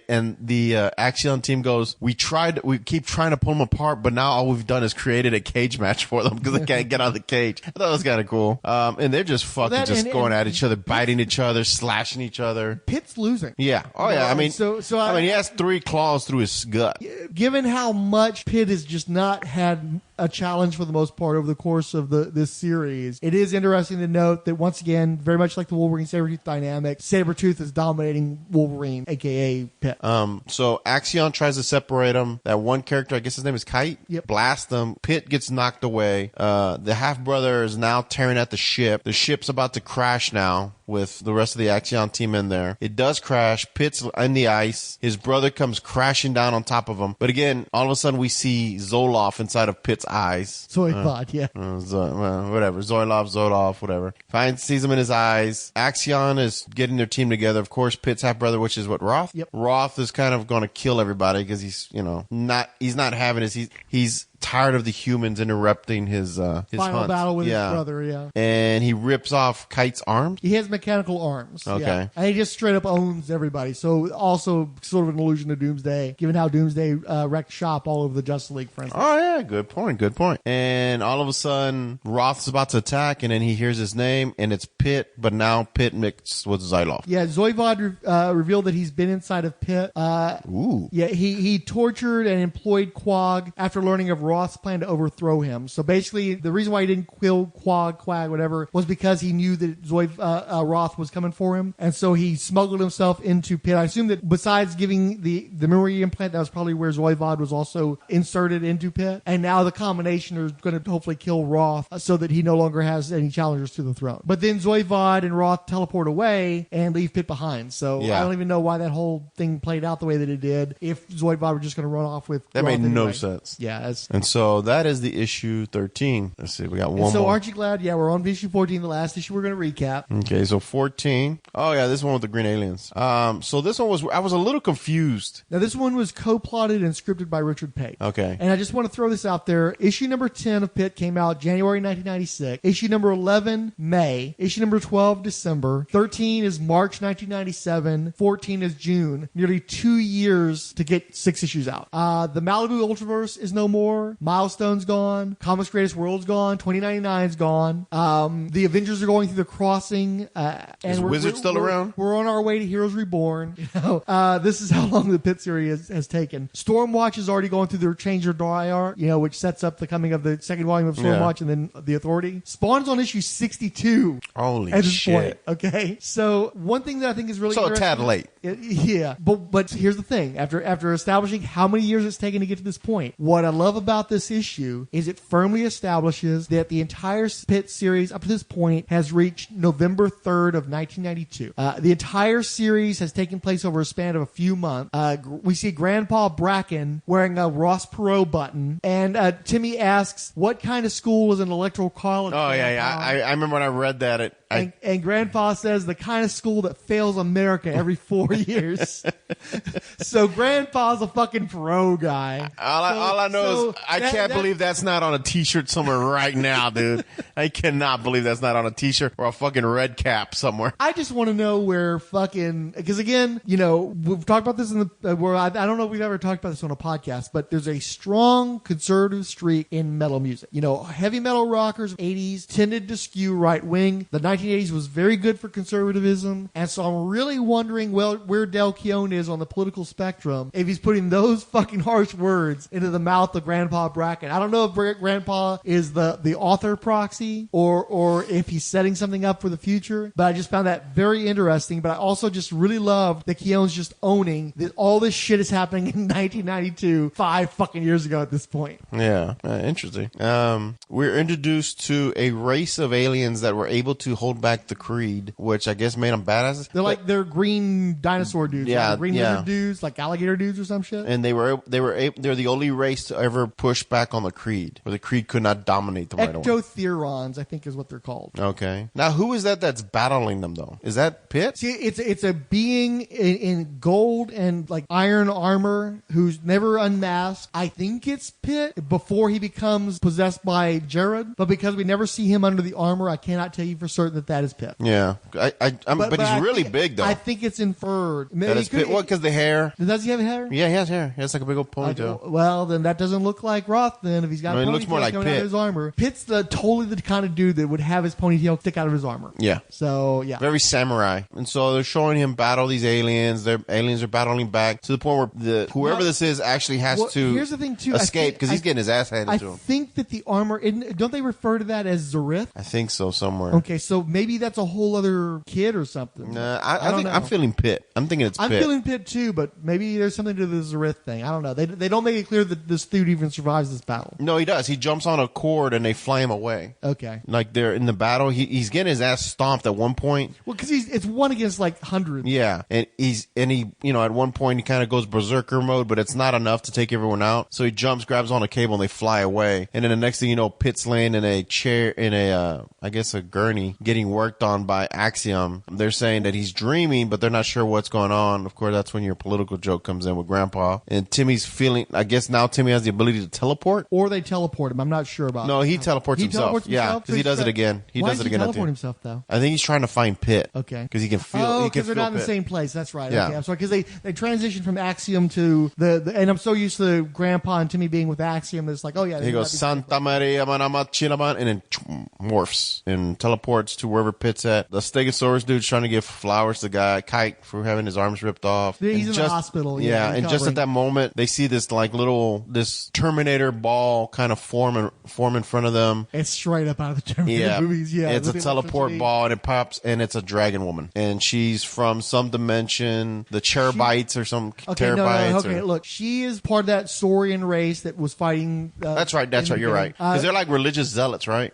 They're basically an analog for Islamic peoples. Yeah. I did not know that. I just know they said that they're very zealot about their ancestors. I think that what they're inferring is that the Creed or the British Imperials. Oh, wait, you got a problem with my Jesus link, but you're also going to go to British and Muslims and shit with this? Their assembly of expert analog are called Cenobite, which again is unfortunate because we all know that Cenobites are from Clive Barker's Hellraiser. Yes. But also Chatterbox. The wizened elders of this people are the Cenobite. They declare Makar against the breed, which is basically their equivalent of jihad. They've essentially decided that they're not going to stop fighting until they've killed every single motherfucking last one of the Creed. So it's a holy war for these dudes. And it's also, so my Jesus analogy doesn't sound so far-fetched anymore, does it, my friend? It could be like a Crusader thing if you want to go there. Mm-hmm. It would definitely be the Cat o' Nine Tails version of Jesus if it's that kind of thing. And they also establish in the story that as a culture, the Creed have no honor. So like that. Oh, that's right. They don't have a word for honor or hope or happiness or they're warriors, pussy or anything like that. They will fucking, okay, I'm losing this fight. I'm going to run away and I'll find some underhanded way to kill your fucking ass. Which again, I think is kind of lends itself toward the British imperialist analog there. So anyway, she shows Western up. society in general is viewed as being without honor and being without scruples, and I think that kind of plays into that. Well, she shows up. So again, I'm really wanting to know where Dale Keown was going with a lot of this weird political shit. Shows up, and she has now been excommunicated from her. But she a nihilist? She a nihilist, right? I don't know. I know she says she got kicked out. No, I'm saying she a nihilist. Like she dragon or she Hulk. That's a nihilist. But no, absolutely, she's a nihilist. She absolutely, yeah. She's definitely a nihilist. Even got the same color scheme with the purple and shit. Purple and green, yeah. And of course, this is where Timmy shows up, and he's going all fucking Skeletor and shit like that, teleporting in, and he's like attacking her. X-ray lad, yeah. He's using his psychic powers, and oh, by the way, the chick's name is again, this is unfortunate. Uriel, Eurial. I know that's an angel, right? I believe it is. She's a former first Cenobite of the Olothor Necropolis. But she turns out to be one of Pitt's friends, though. Yeah. Because Timmy shows up, and Timmy's like, I'm going to kill you, and then everybody's going to leave me the fuck alone, and I'm going all cray, and Pitt shows up and tells him, like, to chill the fuck out. Yeah, Uriel has faith in Pitt, probably because of Jereb, and so she went rogue from the Cenobites and saved Pitt. She successfully masked the presence of the Creed from the Ectotheron, stopped the war. Because Pitt's been detected, he's drawn this destruction force to Earth. The Ectotherons, they're just going to take out the whole planet Earth so long as they can detect Pitt there. Okay. So Pitt agrees to hide in Shimmer space until they move on. And Timmy protests, nobody stays, nobody loves me. Wah, wah, wah. So how does it end? With Pitt floating, and I'm assuming like a limbo type universe? Yeah, Shimmer space, yeah. And the negative zone, we might say? She a nihilist, yeah, makes sense. But at least that's a deeper cut than Wolverine and Sabretooth. Yeah. And then at the end, dun dun dun. The end. With a period. No, not even an ellipsis. That end, period. We're done with Pitt 14. So that's where you tell me, be nice. It was okay. I just want to say that everybody should have their own superhero. Hey, everybody got their own opinion. Pitt is I can shit on it too. So don't shit on the people of Connecticut's only superhero. Name another superhero from Connecticut. That's the one they got. The Canuck. That's all they got. A White Wolverine or some shit like that. I'm from that area. Connecticut? Like you Canada. know that is in the United States. You're aware that Connecticut is in the United States. I'm sure like fucking somebody from the Alpha Flight, I'm sure is from that, Sasquatch or what's his name?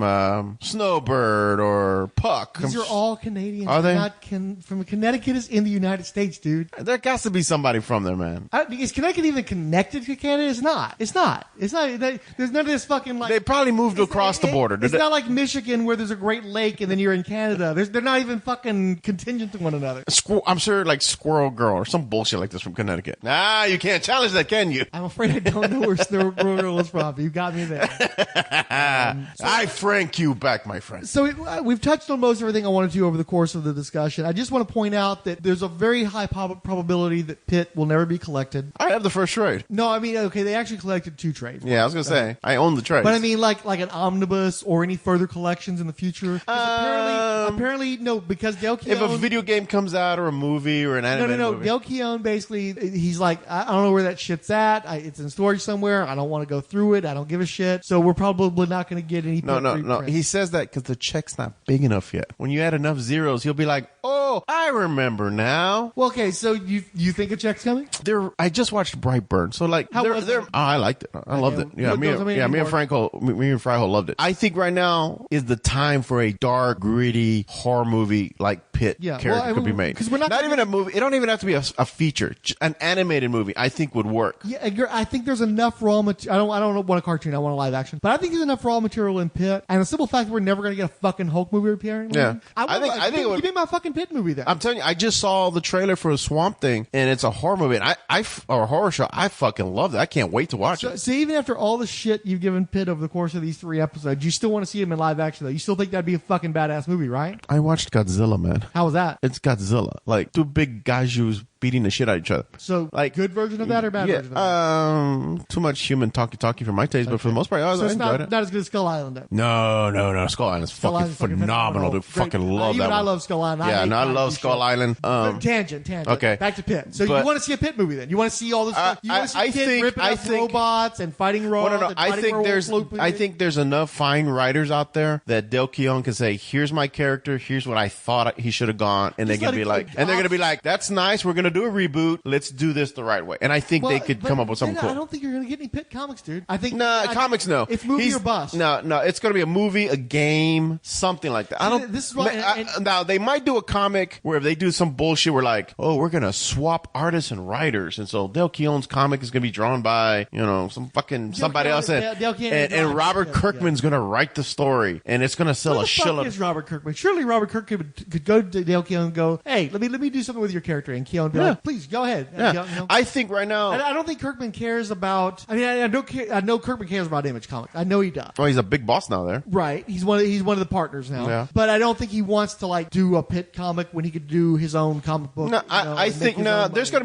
to be a point where it becomes kind of nostalgic, and someone's going to want to go back. No, not yet. Not yet. Right now, people are still, they got their rosy glasses on for the 80s. No. Early 90s. No, they're in the 90s. Dude, I'm seeing a lot of... Honestly, I think Stranger Things, shit like that, Godzilla. All this shit is from the 80s. People are really still harping on that. 90s, whenever Rocko's Modern Life and all that shit starts coming back real hard, okay. Like, I think... Dude, that dude with the pockets, like, he's a lone voice, but I'm sure there's a lot of people out there like him, like, yeah, I want to see another Pitt comic. I want to see what they can do with Pitt now. Now, I hope they don't make them fucking happy, fun, sunshine time or some bullshit like that. No, go dark. It absolutely has to go straight dark. They always want to go dark with shit, and you're always like, pull it back.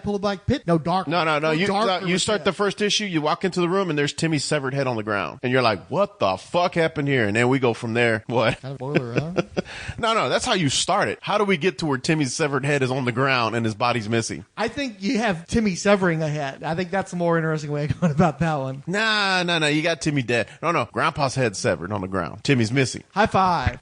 That's how you start it. Yeah. I think... Nobody stays. Everybody leaves me. Fucking Timmy goes all jack-o'-lantern and shit, like digs out their skulls and puts fucking candles in their heads where their faces are lit. John Carpenter takes a swig of scotch, says Timmy kills his family. I think... and this is why I'm rooting for Spawn. Because I think Pitt... But this, hold on, this is why I want Spawn to succeed. Because I want my Pitt movie and I want all honestly, I want... But see, Spawn is kind of already played out. He's a little played out. I want to see... We get a Pitt. I want to see a Max movie. I want to see a Pitt movie. We need a Spawn first, though. We need something like that to break. I think people to do. No. What happens is movies like Brightburn need to do so well. Actually, is Max a movie or is Max a TV show? It was a TV show, not a TV. I would do TV show. I'm thinking that. Yeah, I think like a mini eight episodes, maybe 45 to 55 minutes each episode. Yeah, get really fucking weird with it. HBO, Netflix, some shit. Yeah, like that. because like after watching the Umbrella Academy, those kind of shows, Brightburn, I wish did so much better. You need those un-Marvel DC properties to do so well that people go, well, hey, let's look at Image, because right now all Image got is Walking Dead, and that's kind of fucking played out. This is zombies. Very played out. So they need to go and say, well, what else do they have? Not superhero. Let's go. What's weird over there that we can kind of play with? But here's the problem, though. You take something like Deadly Class. Deadly Class just got dropped by Sci-Fi. Oh, did they? Happy got dropped by Sci-Fi. No way. Happy only lasted 2 seasons? Happy's done too. Now, my understanding is that Deadly Class was actually fairly successful, but because Sony is involved with the production of that, and Sony's going to have their own streaming and all this kind of other bullshit, Sci-Fi doesn't want to have to deal with Sony, and that's one of the reasons why they went ahead and gave Deadly Class the chop. So you got the Did they finish it out, the story, though? I haven't finished watching them. The funny thing is, I stopped watching on the best episode since the pilot, but life shit just got in the way and I didn't get to finish it. I thought the pilot was great, and then the successive episodes were kind of too much. Mandarin. Very, very, very Walking Dead. Yeah. Like, okay, let's waste the entire season before we get back into where the first rate ends, or you're not even that, okay? But I really enjoyed the last episode that I watched, which was toward the end. It was a road trip on acid around episode 8 or so. So I can't tell you how it ends because I haven't watched the ending yet. But because it was successful and because they're shopping around for their home, that might still continue. I'm looking at Netflix being this place where these shows can go and like get that last season out of the way. Hope, just like Lucifer, I think is getting last season, the 5th season to finish it out. Yeah. I hope that's the case. But the fact is, Happy is not the next Walking Dead. Deadly Class is not the next Walking Dead. Preacher was not the next Walking Dead. And these are costly failures. So there's only so many times at bat before they're like, where's the next Big Bang Theory instead? Because the next Walking Dead isn't working out. You know, that's why I worry. I don't know if you're going to get a Max. You need like Spawn to blow up. You need someone like God, what's his name? Who did Shaun of the Dead? Edgar Wright. Edgar Wright to say, you know what? I want to do a Max movie, and it'd be like, well, it's fucking, or even the director, he does need to do a Superman movie, superhero movie. I don't care what he didn't get to do. Ant-Man. You let him do that, or you get the director from Ragnarok. Taika Waititi. I think Marvel's going to keep him busy for a while. I don't think he's going to be free anytime soon. Yeah, that's true. James Gunn's going to be busy for a while, so Edgar Wright's probably barking at the right tree because he's the one guy. But what you need is those guys saying, well, while I'm doing this, I have an idea for this movie, this show, and I got someone I think can direct it. Kind of like James Gunn with Brightburn, since you keep bringing that one up. As he helped with the script, didn't he? But he didn't direct it. No, it's his brothers. Okay. Yeah, there's. Was it Sean or is there another Gunn There's brother? There's other Gunn brothers, I think. It's the other brother. Yeah. Right? And again, the movie's great, but it definitely needed to go through a couple of rewrites to fix some stuff. But it was a great premise. So it's kind of like Agents of S.H.I.E.L.D. is Joss Whedon's brother and Joss Whedon's brother's wife. Slither was great. Yeah. But that was full James Gunn. Yeah. That was all so the way. This is Slither light. It's still in the vein of Slither. Okay. There's still moments where I was like, when I was there with Frywood, I was like, fuck. Like, it's been a while since I've said fucked out loud in a theater because something caught me off guard because I just didn't see that coming. Also had a 75% drop from first to second week. So it's Superman is a serial killer. And it doesn't, I don't think it costs that much. No, and it cost like $6 million. Yeah. So, and it already made its budget back like the first fucking weekend. So what we need is a nice inexpensive Pitt movie. Yeah. And that'd be cool. And again, you could do the special effects pretty good. There, even if, that you could do something really cool with Pitt, yeah. I think. And I like reading these comic books, I've been thinking about all these cool things you could do with Pitt. I'd love to see some stuff done with Pitt. I don't have like any enormous affection for the character, but I like the design. I like most of the cast.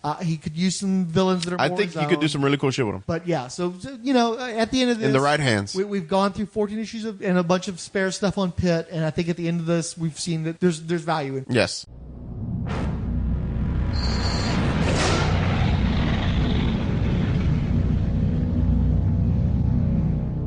So, let's get to the mail because we were way fucking overscheduled. We got loving from the 1-8 Sage, Alan Middleton, Alexter Albury, Anime Dangan, Dr. Ann, Articulated Toy Den, Bone Dragon Comics, Cash Flag, Coffee and Comics, Debache, Debbie, Dr. G Nerdologist, Ed Moore, El Romero Mero, Firestorm Fan, Gene Hendricks, Guts Last Sword, The Hammer Strike, Random Geeky Stuff, History of Comics on Film, I Was Joe Crawford, James Ad Blobbett, Jason Snicked Venable, Jeffrey Brown, Jennifer DeRock, Justice First Dawn, Liz Dan Boswell, Luke H. Brown, Odell Abner Dracula, Professor Frenzy, Professor Harbinger, Rad Adventures Podcast, Randy Caldwell, Raoul Rat, Relatively Geeky, Richard Field, Richard G., Ruth Sutherland, Secret Wars and Beyond Podcast, Siskoid, Stock Porter Super, Talk Nerdy to Me, Warlord World, Xenozoic Xenophiles, and Zach Sally. Richard G. sent us a shy goofy pic saying, thank you all for the mention. Flattered that you feel I give you great content. Odell Abner Dracula wrote, I left my headphones at work, so instead of learning about Pitt while I was shoveling out from this garbage April snowstorm, I listened to thunder and the sound of sleet whipping my face. Luke H. Brown, number 3118, wrote, Pitt looks like the Thing. Casey Jones and Ghost Rider had a love child. I should have said Killer Croc, not the Thing. Lol, me and my big mouth. And then Odell Abner Dracula did a drawing of a paternity claim showing those three characters. Matt can vouch for the quality of Odell Abner Dracula's cartoons for. And then All the Pouches, an Image Comics podcast hosted by John Wilson, the aforementioned. I like to think of Spawnometer as, if not exactly a sister show, then definitely a friendly cousin. We are on a similar mission with different formats, and they are digging into Morrison and Pitt for their latest episode. And we are still digging into Morrison and Pitt in our latest episode. Still true to this day. Hey guys, it's Chris and Rob from Step by Step. Rob, say hi. Hey. Hi. You could say it. You don't have to whisper. Say Hey! Too loud. Hey. Great. And Everyone. we just wanted to just come in and say hello and do a trailer. We've been doing this show for a while, and we decided to put a trailer out. So if you're just starting at the beginning, Don't. Well, no, do. It's different then, though. Listen to all of the episodes, but the episodes at the beginning are a little different than the episodes currently now. It's better now. It's better now, for sure. 100% better now. And still not good. No, not good, It's but not worse good now. then. Yeah, it was worse then, but it is Listen better to now. it. We need the clicks, but None like, of it's good, but what I figured is, like, I'm Chris, he's Rob. We're just a couple of guys. You don't know us. You shouldn't have any reason to listen to us. So I figured what I would do is to get you to know us a little better. We will each tell you a secret about ourselves that we have never told anyone. And anyone. And Rob, I don't even know the secret you're going to say. You don't know mine, but we're both going to just throw it out there. It's a little bit of a trust exercise, if you will. And I'll tell you, I really had to soul search to find what I was going to say today. That's great. We don't have time to talk about it, but How long is this trailer? I don't know. It's going to be short if I can make it. So on the count of three, let's just say a secret, a deep, dark secret. Okay, you ready? On the count of three. One, two, three. I'm Banksy. What? You're Banksy? No. There's no way. You can't be Banksy because I'm Banksy. No, you can't be Banksy because I'm Banksy. The artist. Yeah. The famous artist who does all those graffiti things, I think. Yeah, the guy who just like sold an art piece for $1 million and then had to go through a shredder. Yeah, that was me. That was me. That was what? What? Okay, this is Stop great. it. No. This is not possible. Hold on. You know what though? What? There have been some Banksies that have been showing up that I didn't do. And you never questioned this. No. Did you think they were counterfeits? If there is a counterfeit Banksy, how do you go and complain to the police? And you have to reveal yourself as Banksy. That's the problem, is that I can't say anything. I see all these Banksies. I have literally done 0 of them. You've done 0 Banksies? Right? I feel the same way. You haven't done I've been any? doing all these Banksies, but all the other Banksies I see that are famous, and those aren't mine. But have you been doing them on like walls and stuff in England, or have you been doing them in like a notebook? A lot of them, I'm taking pictures of Banksies and then I'm redrawing them in my notebook. Okay, so we are not Banksy. That neither of us, I don't think, are Banksy. We are not. Neither of us are Banksy. There's a couple Okay. things we're not. And for those Well- of you two, if you're still listening to this, we're not Banksy and we're not Yeah. politics. If you're looking for politics, not your podcast. No, but we should tell them what it is. It's about Step by Step, the show, and it's about Creed, the band, and it's about just life. Really, honestly, it's just about just two guys trying to, you know, It's not about just two guys. That's every other podcast. We're about a very specific thing. It's about Creed. It's about Step by Step. That's all we talk about. and just life. And I guess life. Yeah, You but- said it, Yeah, I did say that. I kind of regret it, but said it and regret it. we're not Banksy. Listen to the show, Step by Step, and we love you, really. I really love you. We just met, but I'm in love with you. Okay, we got to go. Bye. Step by step.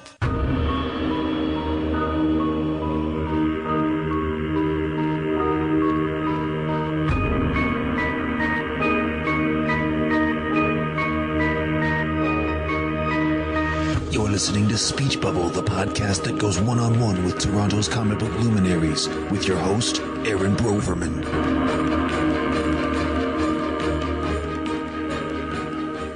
Hey, fan people, welcome to the Speech Bubble. I am your host, Aaron Broverman. You found us on Never Sleeps Network at neversleepsnetwork.com. With me today, we have Richard Pace. He's a journeyman. He's been in comics forever, basically. He worked on The Doom That Came to Gotham. It's a Batman comic with Mike Mignola. And his next book is The Second Coming from Ahoy Comics. But he's worked on a whole bunch of other stuff. Storytellers with Alan Moore. He wrote Pitt Crew. Yeah, he did Pitt for a while. So he's been around. He's done, Marvel, DC, every major company. Welcome, Richard. Nice to talk to you. Thank you for having me. I'm sure you have a lot of stories, and I can't wait to get into them. But before we get into what you're currently doing, don't forget to rate and review our show on Apple Podcasts, Spotify, Google Play, Stitcher, wherever you get your podcast needs met. You're listening to Never Sleeps Network. Hey, Jared, I have a question. What's up? Well, I've been a part of the Long Box Crusade for about a year and a half now. Yeah? Well, that's not a question, man. I know, I'm getting to it. That was called build-up. Like I was saying, I've been with the Long Box Crusade, and I have gone out and represented the show faithfully. That's still not a question. I'm still building up. I was wondering, could I be a part of the official promo? There's this great promo for the podcast that airs across podcast land, and it has Pat Sampson, the founder of the show, you, the art cell artist, and your brother Jason, a.k.a. Weasel Skull. But it doesn't have me, Delvin Williams, the Dark Web. Could you ask the guys if they would let me be a part of the promotion, since you were the one who invited me onto the show? Well, not to be a Mr. Quick to correct, but that was at least 2 questions. Still, I guess I'll ask. Let me go talk to the guys, and you stay here. Okay, great. Thanks, man.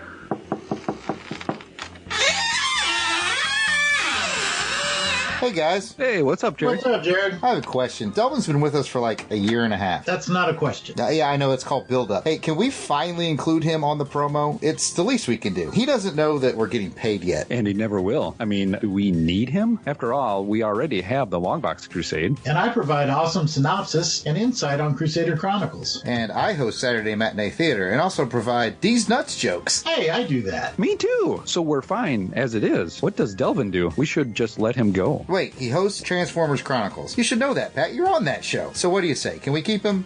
Fine, let's do it. Let's do it live. We could have done this with him in the room. It would have made more sense. Why is he outside? I think we were doing a bit. Okay, let's do this. The Longbox Crusade Podcast Network is the place to be if you like deep dives into comics of yesteryear with the Longbox Crusade, chronological reading journals with Crusader Chronicles, indexing forgotten TV shows, films, and serials with Saturday Matinee Theater, pitting 2 randomly selected action films against one another in Action Film Face-Off, cataloging the Marvel run of the Transformers comic with Transformers Chronicles, and whatever else the demented minds of Pat, Jared, Jason, and Delvin can come up with. If that sounds like it might be for you, be sure to subscribe to The Longbox Crusade on iTunes, Google Play, and pretty much all reputable podcast feeds. Or check us out directly at www.longboxcrusade.com, where we continue our quest to...